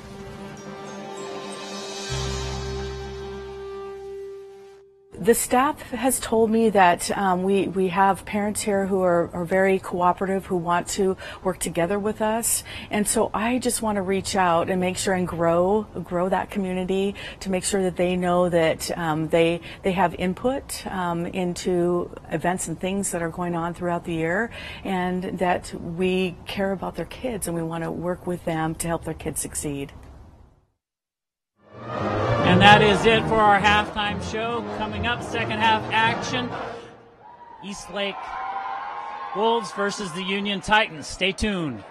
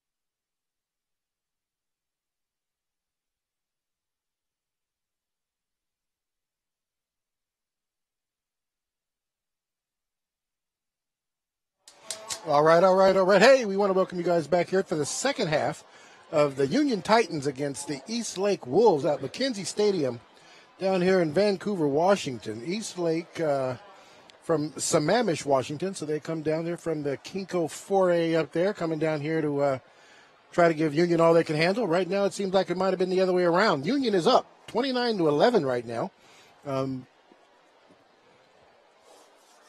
Eastlake did have a pretty good opportunity. They were in some pretty good positions to be successful here in the first half of this game, but they made some mistakes. Union, who rarely ever misses an opportunity to capitalize on anybody's mistakes, did it all like we expected them to do, and now they're up 28-11 or 29-11. I'm sorry about that. And we'll start this game off. We've got the running back coming down across the 20. He's going to make a best miss.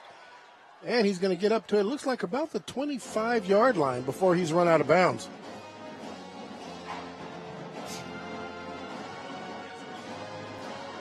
So Victor Lincoln and the Titan offense now on the field. 1st and 10 from the 24-yard line.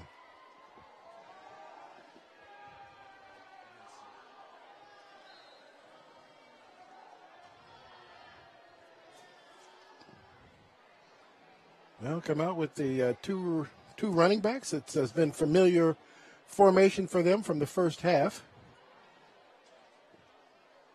Lincoln looking for a person up there. Elijah, the intended receiver, is unable to bring that one in. Bring up 2nd down and 10.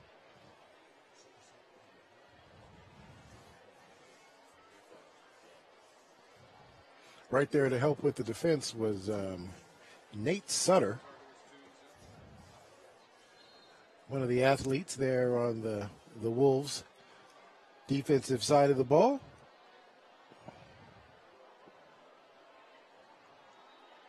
Like we're going to have a little movement there, right there. The nose guard, he kind of throws his hands up like he felt like he may have gotten drawn off on that one, but that is not going to be the case.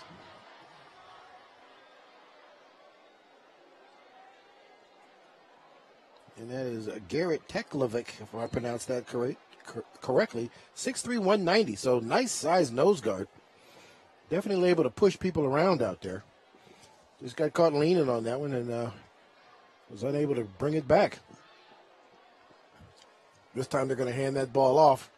Going to go right at the gut. He's going to go down right at the 35-yard line. Niall Jones, the running back. Derek Carney, one of the linebackers for the Wolves, there to make the stop. Going to bring up 1st down and 10 from the 35-yard line.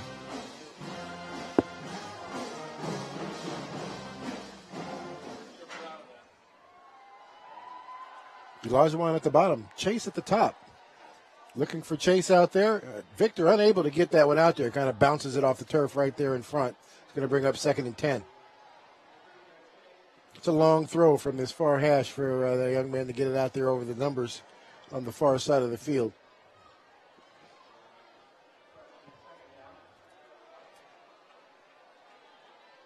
Lamont Lane, number 14, moves to the far side of the field. Sets up as the slot back. Jones in the backfield alone. This time he gets it out there. Nice little drop pass to the guy right there. The inside slotter just comes off the line of scrimmage and settles in an open spot there.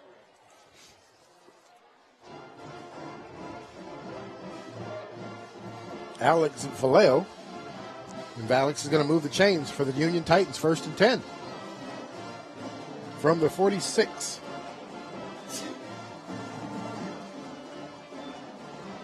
Three receivers at the bottom.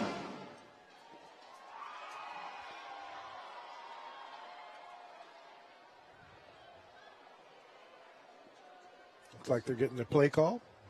Switch the formation just a little bit. They're going to hand this one off this time right up the middle of the field. Great run there by Niall. He's going to get across into Eastlake territory. Looks like they're going to bring him down about the 48-yard line. Leave about 4 yards to go for the 1st down.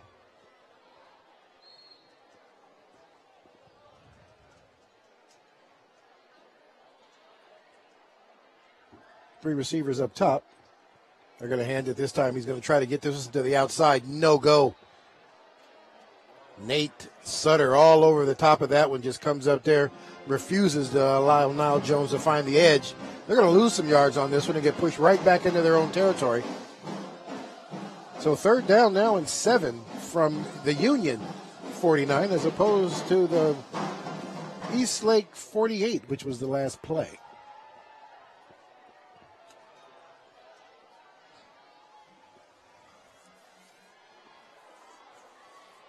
So that'll bring up a 3rd down in a long situation for the Titans, which under normal circumstances, they're really good at converting, regardless to how many yards it takes. We'll see if the Eastlake D can hold them on this one. Victor has a man out there open, and they're going to definitely make the stop. No surprise, it's Darian Chase sitting out there just hanging out all by himself. Another big catch by Chase, who was going to be on a 3rd down and long situation, and he's going to move the chains. Here's a nice instant replay. The DB's lined far off of him. Not quite sure why they've given him so much room out there. Probably followed the flow. Lincoln did kind of bail out to the left and then kind of throw back right. So maybe that might have had a little something to do with it. This time another handoff. He's going to take that right up the gut and is just going to run hard and refuse to go down on that play.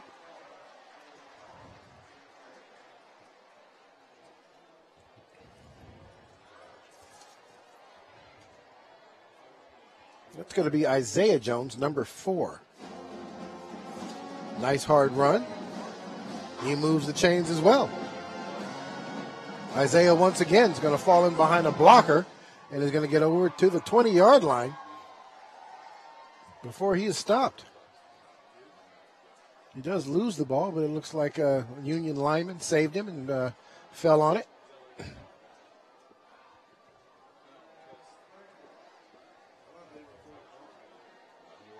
Nile Jones goes back on the field.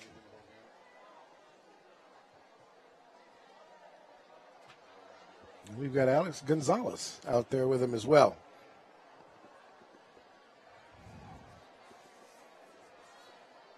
Drops back for the pass, has Chase out there in the open.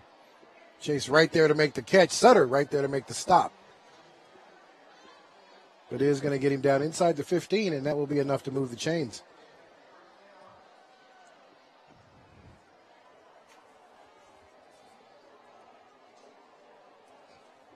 Here's a nice little instant replay.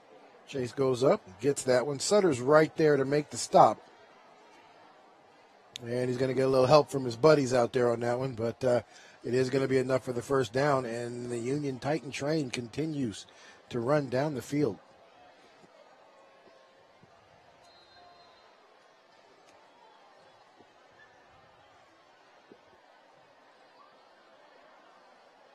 This time Nile, lone receiver, got 2 receivers on either side. Drops back looking for somebody. Going to get flushed. He's going to roll out to the left looking for a man up the field and is unable to make the connection. Intended receiver on that one was Alex Gonzalez, number 24.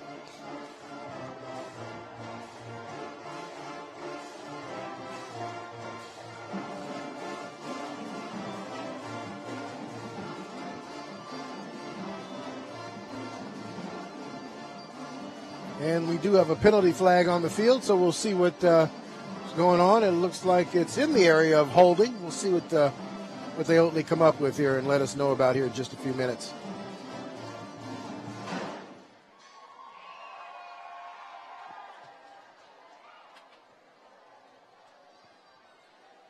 Well, it looks like this penalty. We'll see what the Whitecap called here because this is against Eastlake. Well, we've got a personal foul on Eastlake. Didn't elaborate more than just that it was a personal foul, so not quite sure what happened, if it was too much chatter, hit somebody late. We're not quite sure what happened, but it did get a penalty and brings up now a 1st down and about 4.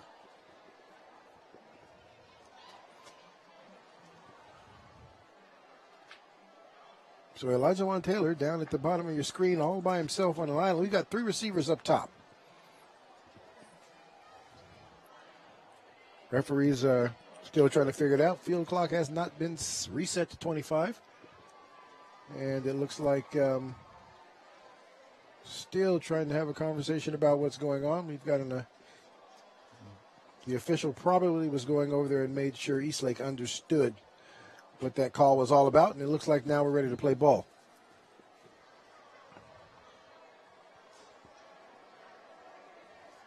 Lincoln drops back, looking for a person in the corner, just over the outreached hands of Elijah. That'll bring up 2nd down and 4. Stopping the clock at 7 minutes, 45 seconds in the 3rd quarter.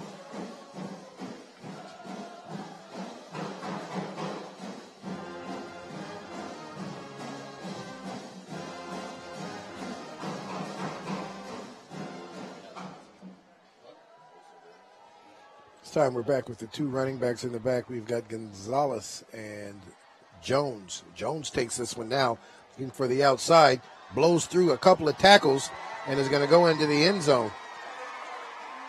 7:37 left to play in this quarter. Union Titans score first series of the 3rd quarter in the first half.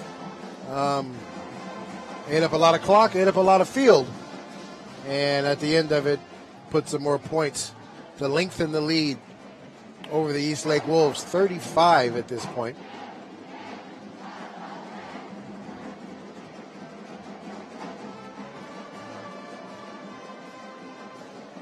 Set up for the extra point here. We've got a snap, a kick, and a hold. And that is going to be good. So that is going to make the score 36-11. Nice blocking up front and just strong running by the young man who's just going to refuse to go down. And there's one of the reasons why the squad is, the Union team is the way they are. They've got young men on the team who just realize and believe that if you got the ball that close to the end zone, I'm going to score. And when you have people with that type of mentality, you end up with scores like we're seeing here tonight. Eastlake is definitely going to have to step it up in this series. And the one good thing that they did have to talk about in the locker room was 2 very good series offensively and defensively at the end there of that first half. If they're able to capitalize on some of the loose spots that they were able to find in the Titan defense, then hopefully they'll be able to put some more points on the board and give these guys a game here in the second half of play. Jackson and Sutter, the 2 deep men.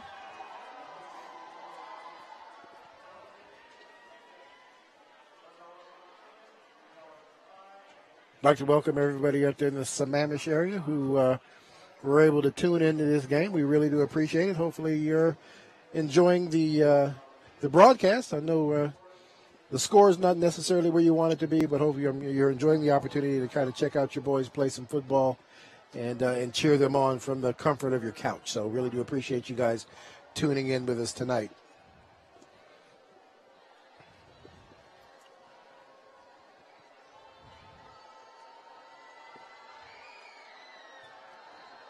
And we are off.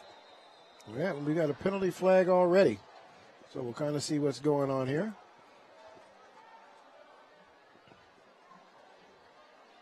The Whitecap threw that penalty flag. So he must have saw somebody moving a little earlier.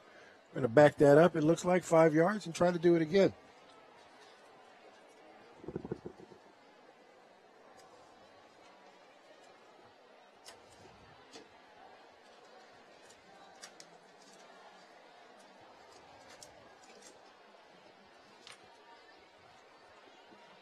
So it looks like the off call was offsides. Going to back the Titans up 5, and they're going to go at it again.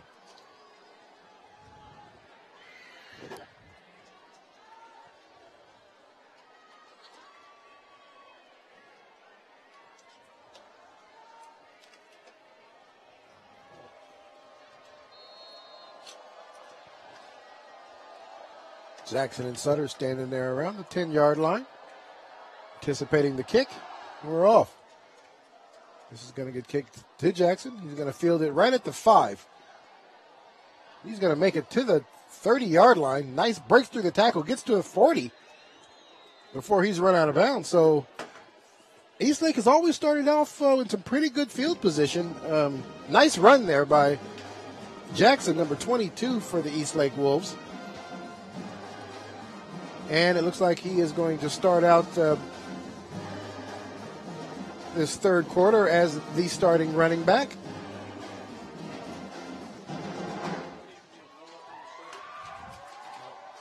He'll line up in the pistol formation, which means he is directly behind the quarterback. Is always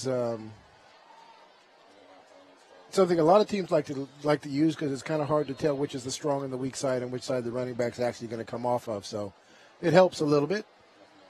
Quarterback an instant rollout, nowhere to go, so he's going to take this one himself. And we're going to see here the ball is dropped on the field as he is run out of bounds. So we're going to see what the referees here ultimately have to say.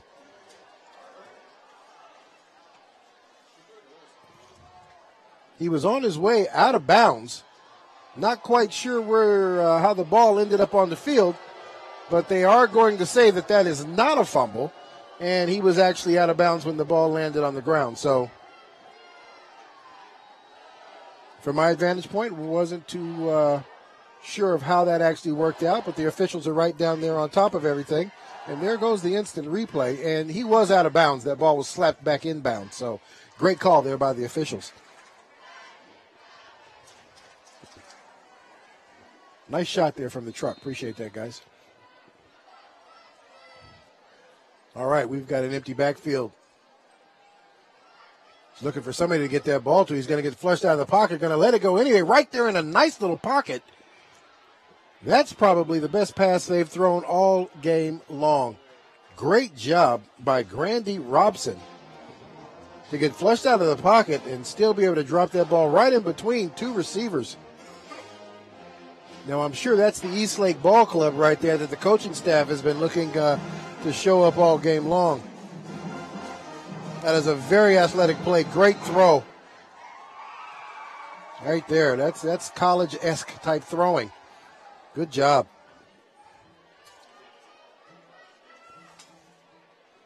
Empty backfield once again.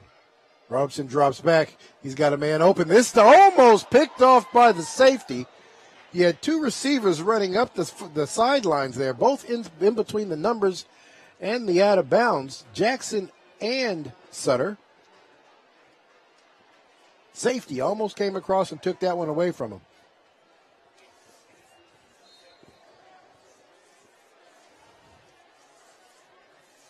I think that route, the go routes both those guys were running a little too close to each other, allowed that safety to cover both of them and put him right there in the general vicinity to have an opportunity to pick that one off. 2nd and 10. Jackson now back in the backfield. They're going to give it the ball to Jackson. They're going to give Jackson about 2 yards on momentum on that play. Bring up 2nd down and about 8.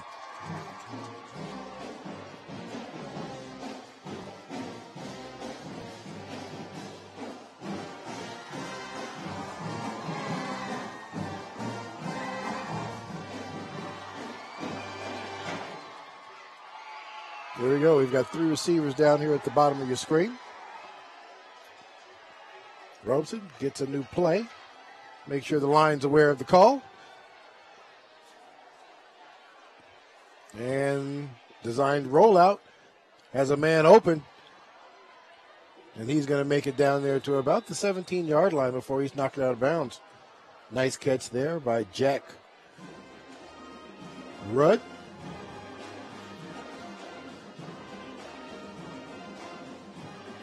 Now, those design rollouts pretty good, worked out for him. Didn't see a whole lot of that in the first half. We've seen a lot more here in the second half. They're pretty much flooding the entire side of the field. Union running the zone on them, and they're just getting guys in spots where nobody is and kind of getting that ball out there to them. We've got 3 receivers now at the top of the screen. And now Robeson's going to roll out that direction. He's got a man open. This time he's going to get pushed a little bit. Nice little design play.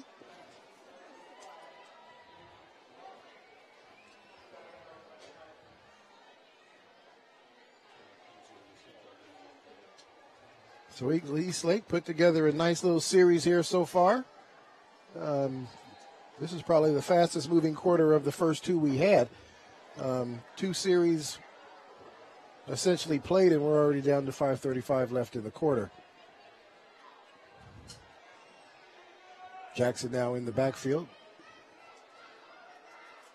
Robeson takes the snap, drops back, looking for somebody. Nobody out there. He's going to take off right now, get across the 10, down to the 5, and is going to get taken down at about the 2-yard line.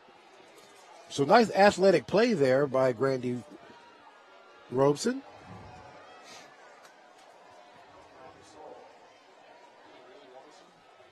And they are continuing to fight. One thing I always love about watching any team that finds themselves in the situation that Eastlake has is that the ball club still fights hard and still wants to play hard and still wants to compete and still has the idea that they can win this game. So I love watching that. Decide to go with the big running back, or the bigger running back this time in Kearney. Looks like he's going to lose about a yard on that play.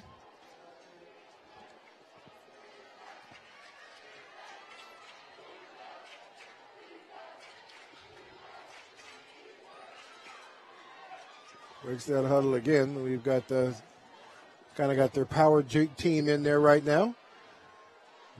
Got a bootleg out, looking for somebody, and this time the pass comes out. And they're still going to end up losing a big yardage, and unfortunately, with the new rules in high school sports, is you can't blindside anybody. And you can't take them off their field like the good old days. If they don't see you coming, you got to ease up on them.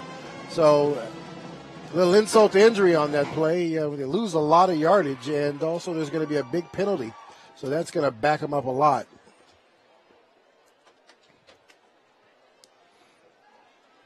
And here was definitely an opportunity where Eastlake got themselves with some great play calling and some great execution of that play calling.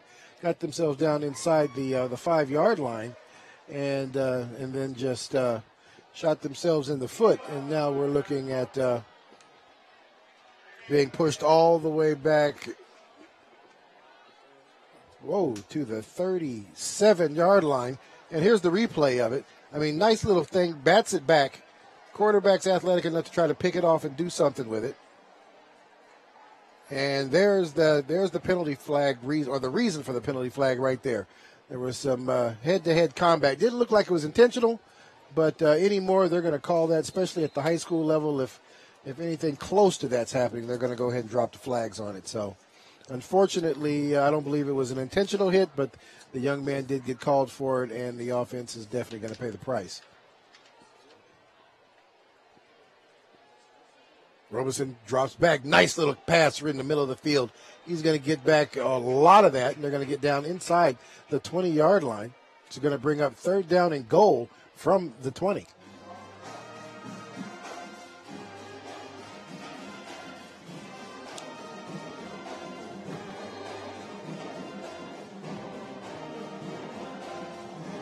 Brody Leslie was the receiver on that nice route run and nice catch coming across the middle of the field like that.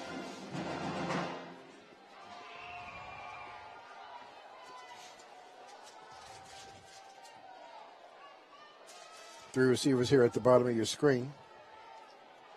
Cox on the outside. They're going to get that one to Kearney. Big play there. Oh, and almost. They tried to pull the trick plays out. Halfback pass. Kearney tried to get that ball out to Cox and threw it just a little too far out of bounds. Cox unable to bring that one in. So that'll bring up 4th down and goal from the 20-yard line.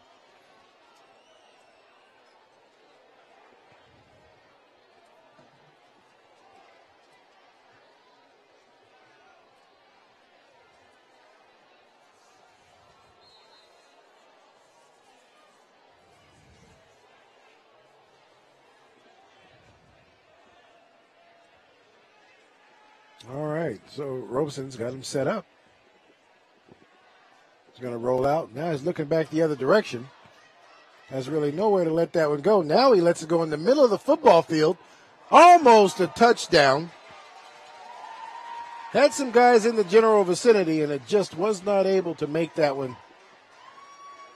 So Eastlake is going to turn the ball over on downs. Union will take over on their own 20-yard line. 3:10 left to play, and only the third series played in this quarter. So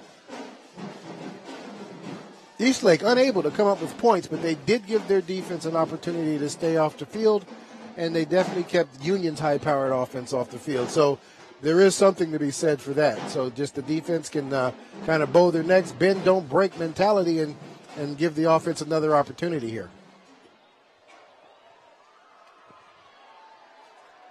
Lincoln now looking to see what's going on, change the formation up a little bit. And they're going to hand this one to Niles right up to the gut. This is a no-go there. They're waiting on him that time.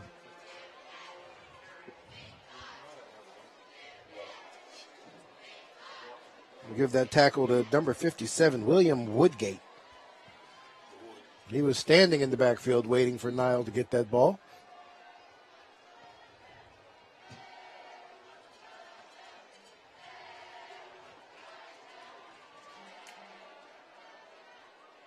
This time, slot receivers on either side.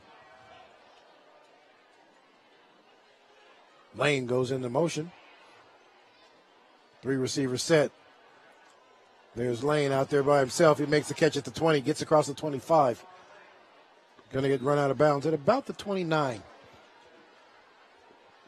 Yards shy of a first down. They'll have to get across the 30 for that. So that'll bring up 3rd and 1. Alex Gonzalez checks into the game.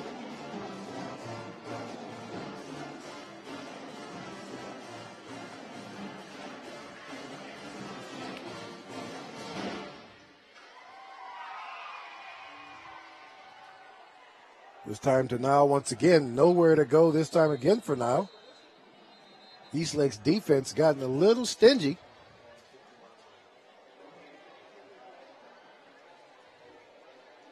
I think that was number 68. Let's see here.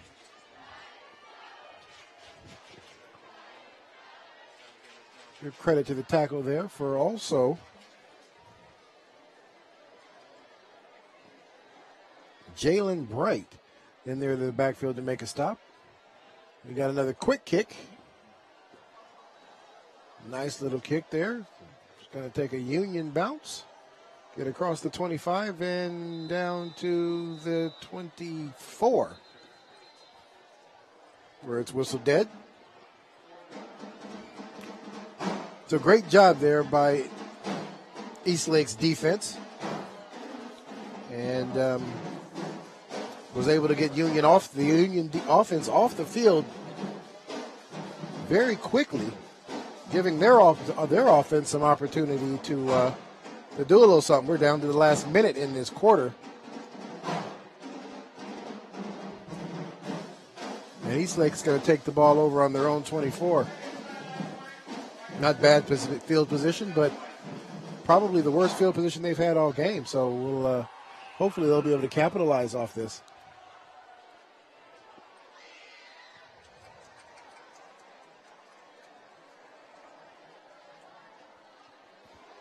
Getting the chains and the box set up to where it needs to be, and we will continue this game.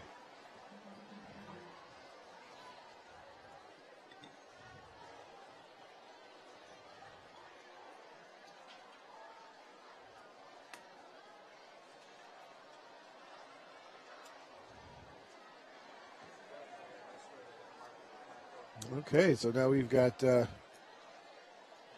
two running backs this time, split backs. So this time we've got Bright, and this time they're going to give it to Bright. It's the first time we've given him the ball. He tried to find an edge. He's just a big, powerful guy. Not able to take him off his feet, but they are able to run him out of bounds, but only after he has gotten about 4 or 5 yards out of that play. So Jalen Bright is the running back now on the field. So they've got their big backs out there. Along with Jalen is also Garrett Carney.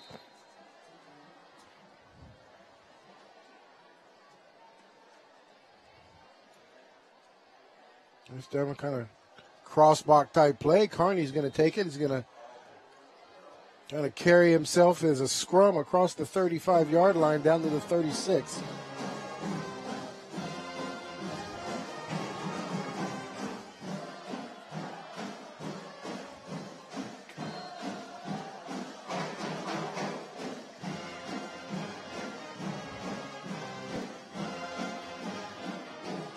Oh, there you go. There's going to get it any way you can. Kind of mix around the snap count a little bit. Get the Union line to jump. That also kind of helps you a little bit psychologically. Then they're not so aggressive coming off the ball and gives you a little more time. So, you know, nice little psychological play there by the coaching staff over there on Eastlake. And they're going to give it to Carney. The refs are a little generous on this one. They're going to give him back to the line of scrimmage. And that'll bring up 2nd and 10. And that will be the final play of the third quarter. So we're here at McKenzie Stadium where Eastlake has come down to challenge the Union Titans, having a tough go of it, 36-11. This is EPS Sports, and we'll be right back to start the fourth quarter.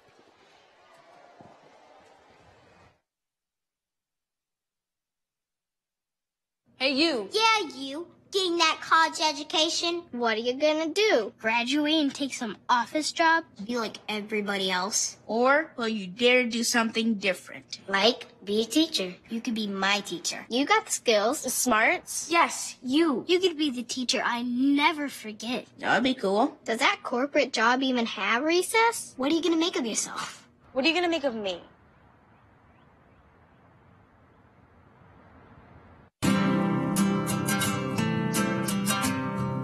Every day across America, excess food is gathered by a network of good people at local food banks, giving hope to millions of children who struggle with hunger. They've earned their wings, and you can too. Together, we can solve child hunger. Support Feeding America and your local food bank at feedingamerica.org. All right, we'll welcome you back here to McKenzie Stadium. 36-11. Union is on top. Opens up the fourth quarter with a big run by the big running back, Jalen Bright, who barrels his way into Union territory on a 15-yard run.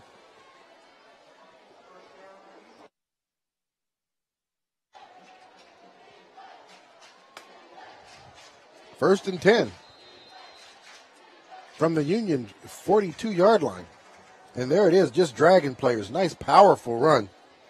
They had the young man listed as 5'11", 195. Runs a lot heavier than that.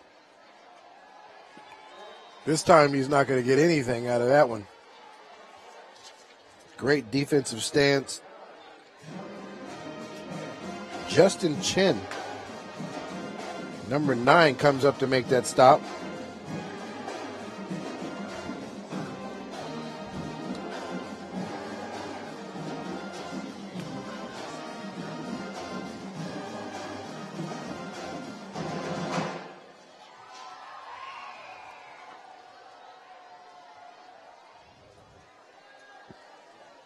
We line up again. Robeson drops back to throw the pass. Time a little off the mark. Attended receiver on that play. Grant Brewer, number 13. It's been the first time we've called his name this evening. We see a couple of new numbers out there on the field. We're also seeing number 41.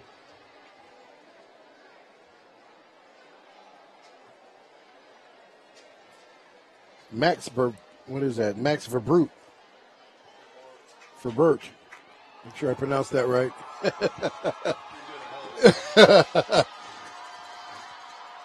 But he's lined up there on the outside on the numbers. Quarterback's dropping back. Has a receiver wide open in the middle of the field, but misses him.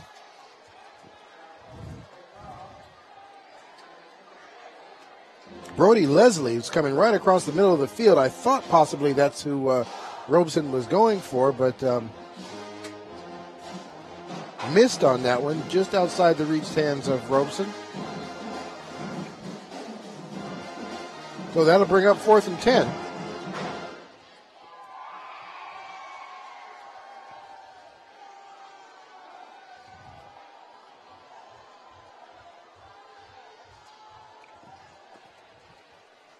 So we'll see what they have. They haven't been in a traditional punt formation all game, and he's going to back this up, and this will be another quick kick. This one goes straight up into the air, though. It's going to go out, looks like about the 19-yard line. So decent field position, not too bad of a kick. Union's going to take the ball over on their own 20. 36-11. Fourth quarter here. Union seems to be in total control of what's going on.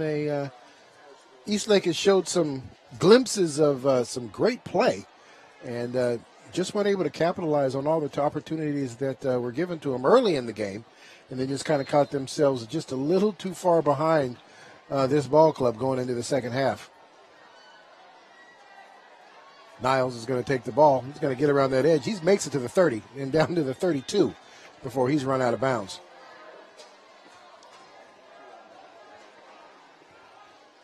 We'll stop the clock. 1st and 10 from the 31-yard line.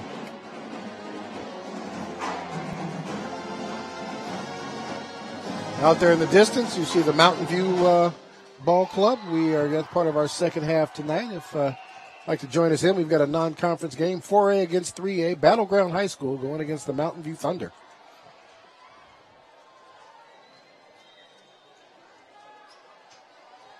That ball given to Alex Gonzalez. Gonzalez is going to get, looks like they're going to give him 5 yards on that. 2nd and 5.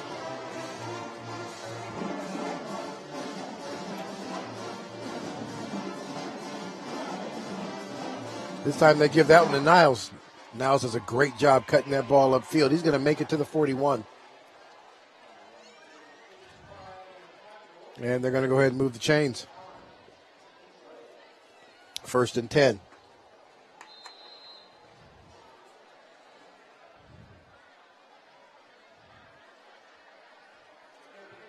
Niles and Rodriguez and Gonzalez split that one, 5 apiece to move the chains down the field.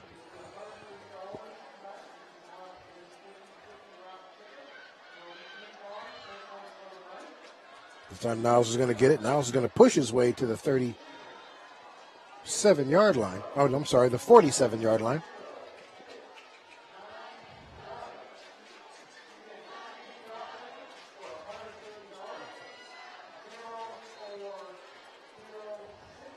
Pretty much mirroring the first series in this second half. Controlling the ball and the clock. Drops back. Has a man open out there on the far side. Got a host of Wolves over there to make the stop. He is going to get into the Wolves territory and be taken down at about the 44.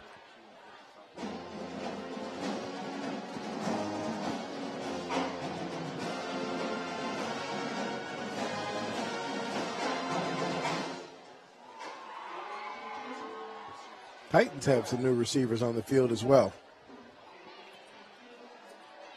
We're going to hand this ball. Niles gets right up the field, breaks through the first tackle. There's another. That probably should be a penalty flag. Looks like Kearney was blindsided, but the referees did not see that. But there's already an additional flag down here on the 45-yard line. So holding against the Titans. So this play is going to be called back. But a great run there for Niall Jones. Very strong, hard, downhill type runner. And if you don't go in there with intentions of taking him off his feet, he will definitely run you over.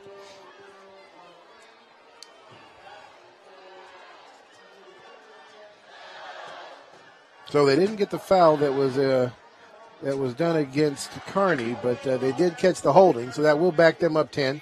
It'll be 1st and 10. They're back in Union territory. So here's the run. You like how Niall just puts that foot in the ground and gets up the field right now. That's that tackle I was talking about. You got to blow through those And there is the other possible penalty flag that we missed out on. All right, once again, they're going to give the ball to Niles. This time he has nowhere to go.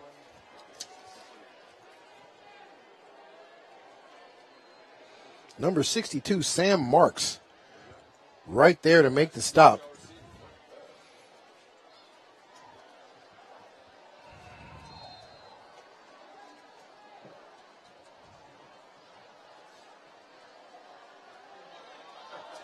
Oh, looks like the receiver out there on the far end, not quite sure of the snap count, takes off a little too soon.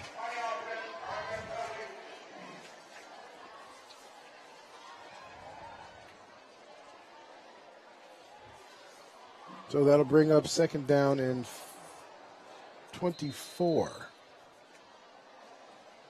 Whitecap winds the clock.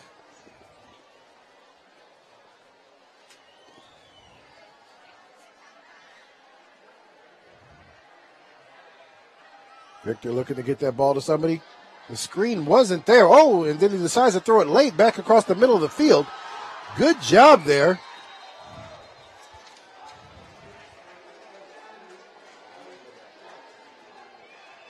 Receiver number 17, Alec Jackson. First time we called that young man's name tonight. Great catch and run. 6'1", 180 pound. And he is a senior as well.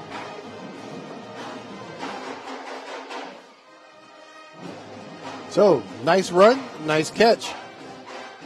Gets him back to the original line of scrimmage. 3rd and 10. Victor backs up, has a man open down the middle of the field. Almost picked off by the safety.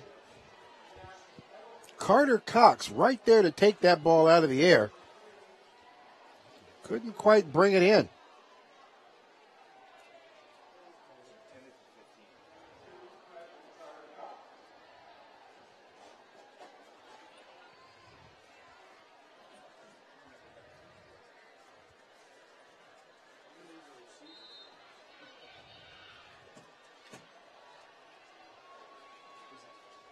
All right, so Lincoln's got them set up again. This time he drops back again, looking for a receiver downfield. There to make the catch is number 15.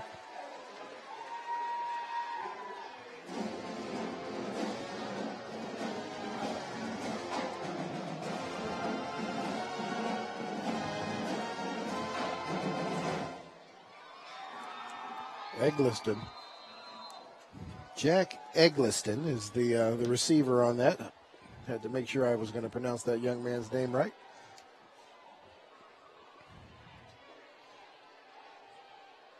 This time they're going to give it to Niall again.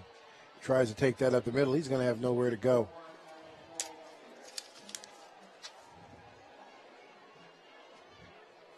Number 55, Jacob Allen, there to make the stop only after a 2-yard gain.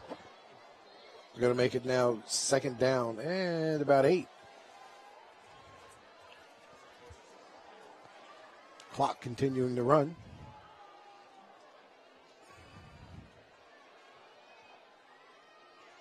Isaiah and Gonzalez in the backfield. Victor drops back for the pass.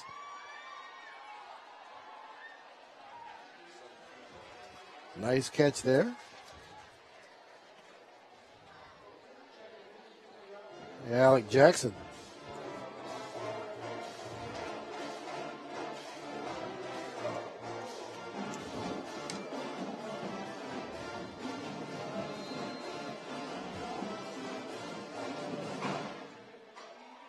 Union continuing to just move the ball down the field at will. Isaiah Niles now the carrier on that. And Carney there to make the stop.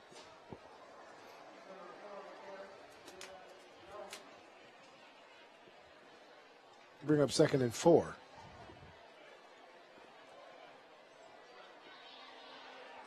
Isaiah once again has the ball. Carney once again there to make the stop. Like he had some help there with Cox and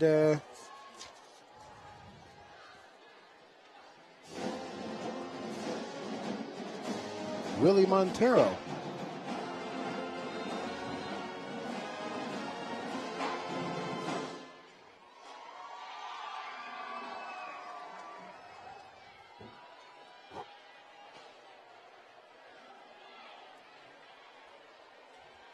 Split receivers again. This time they're going to give the ball to Vallejo.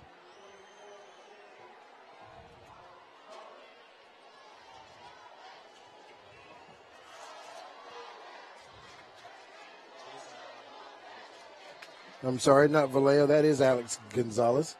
Gonzalez has the ball again, and he is not going to be able to go anywhere. He's actually going to lose about 1.5 yards on that and push him back to the 5-yard line. So it'll be third and goal from the 5.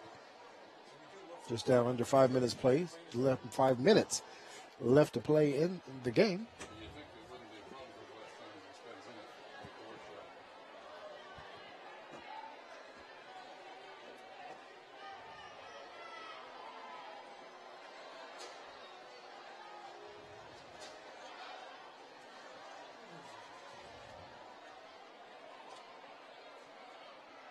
We have him set up again. Another handoff. Looking for a touchdown this time, and Isaiah Jones has it.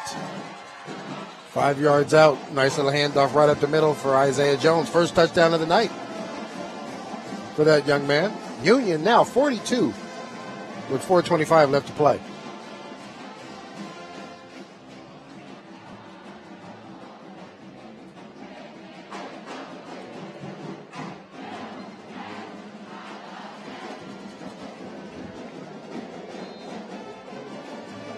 Isaiah only a junior, so a little glimpse of what's going to be left there for next year. That is going to be good, so that's going to make it 43. Since Union's skilled positions are senior heavy, so Isaiah Jones getting a glimpse, kind of get a glimpse of what the running game might look like next season.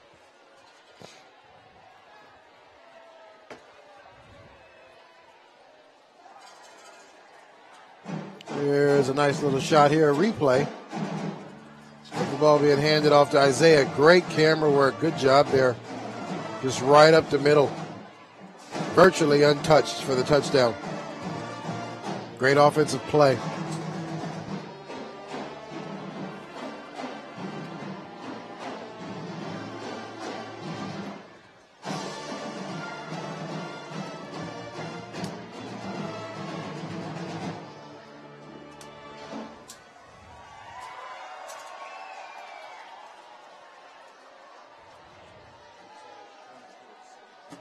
So Union most definitely the team that I would say won the chalkboard talk at halftime. They have seemed to have adjusted better than Eastlake was able to, and have just able to pull this game out and pull further and further away from the Wolves.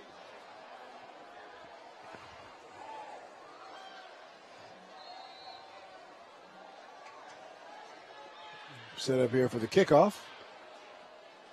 Familiar folks hanging deep for the Wolves. Jackson's going to let that one just bounce into the end zone. They'll take the ball over on their own 20.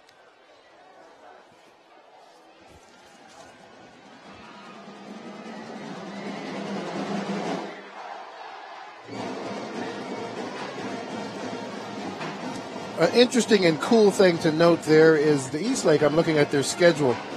Their roster here, and they have stars next to their scholar athletes, and their scholar athletes are the ones who are 3-5 and better. And just a nice group of call-outs here. We've got number 13, Jackson Proctor, number 12, Jackson Proctor, number 13. We'll come back to that here in a minute because I definitely want to. That's a great thing, and I definitely appreciate it, and lets these kids understand that football is not their entire life, and education is definitely something that's important as well. Grant Brewer also denoted scholarship athlete.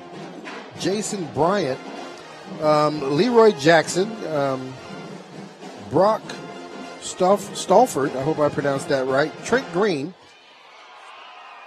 We'll come back to a couple of more names here in just a bit. We've got a new running back in the game. He's going to get that ball down across the 25 and make it to about the 27-yard line. That's going to be number 25, and that is Brock Stolfer, senior, scholar athlete.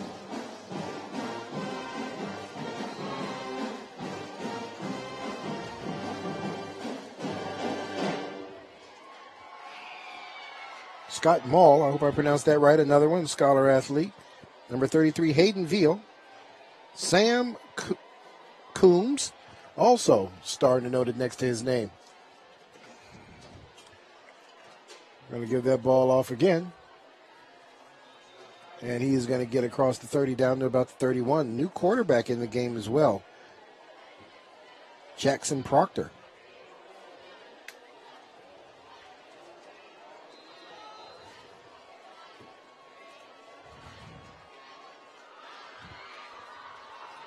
Okay, so another scholar rap sheet. Minor, I'm sure I've butchered that. Valalanan. I'm sorry, young man.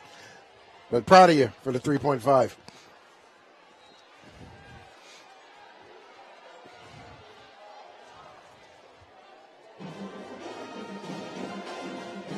.35, Wyatt Brockshire, junior running back.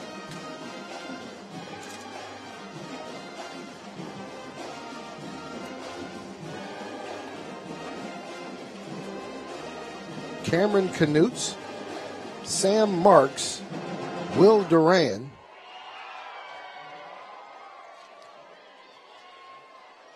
Zaid Thompson, and Carson Selig, all scholar athletes. So congratulations to these young men.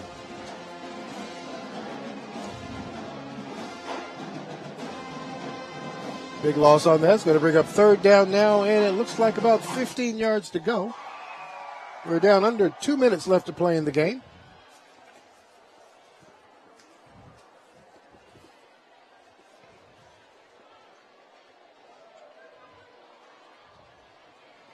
Quarterback drops back, looking for a receiver. Has one right across the middle of the field. Great catch, but the ball is going to be jarred loose. We'll see if they consider that a catch. Yes, they do, and so it was a fumble recovery by number 41.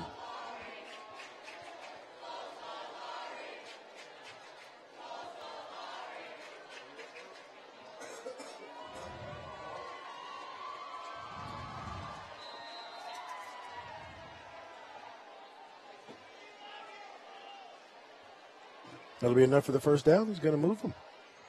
Hands that ball off once again. This time, nowhere to go. Very little places to go. He'll get back to the original line of scrimmage, and he stops. 2nd and 10. And there it is. Nice hit there by Alex Weed, the Union Titans, to make him cough that ball up.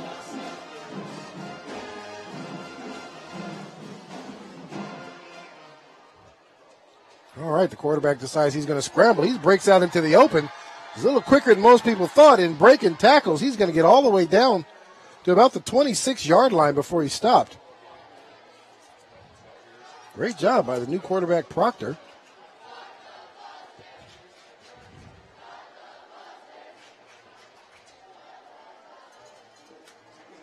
Here's the replay.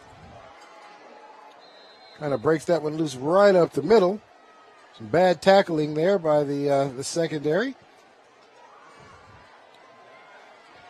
And he gets that one right out there. And this time, not quite sure if he got that one in. They didn't say he stepped out of bounds, but he ran very close to the line there.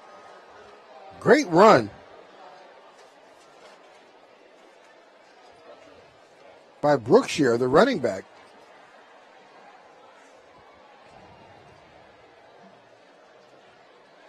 Brookshire only a junior, so he'll be back next year.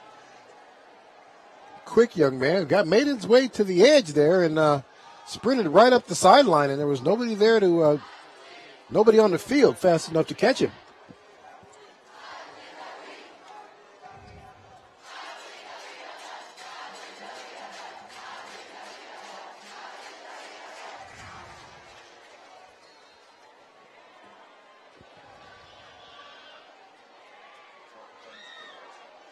So we've got a snap, a hold, a kick, and that's going to be good. And that's going to give the Wolves 18 points.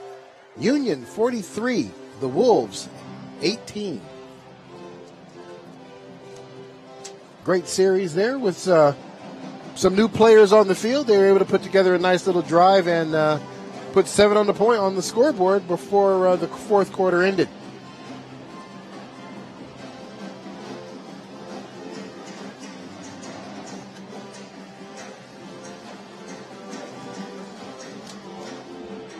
So, as you guys can see on either side of the field here with some of the camera angles, that we've got the Mountain View Thunder going up against the Battleground Tigers. This is a non-conference game.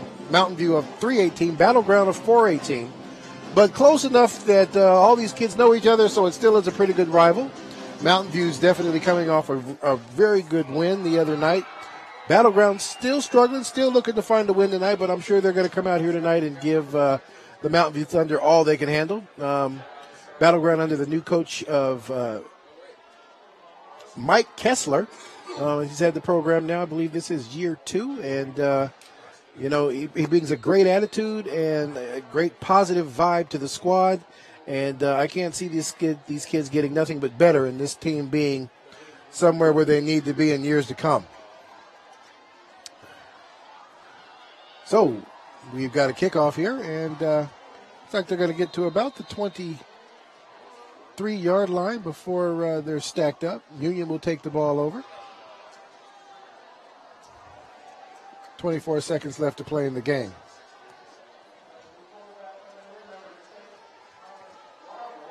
So they got a new quarterback in there. Running back still there. Niall Jones still in the game. So they haven't replaced him for the play. And it looks like they are now.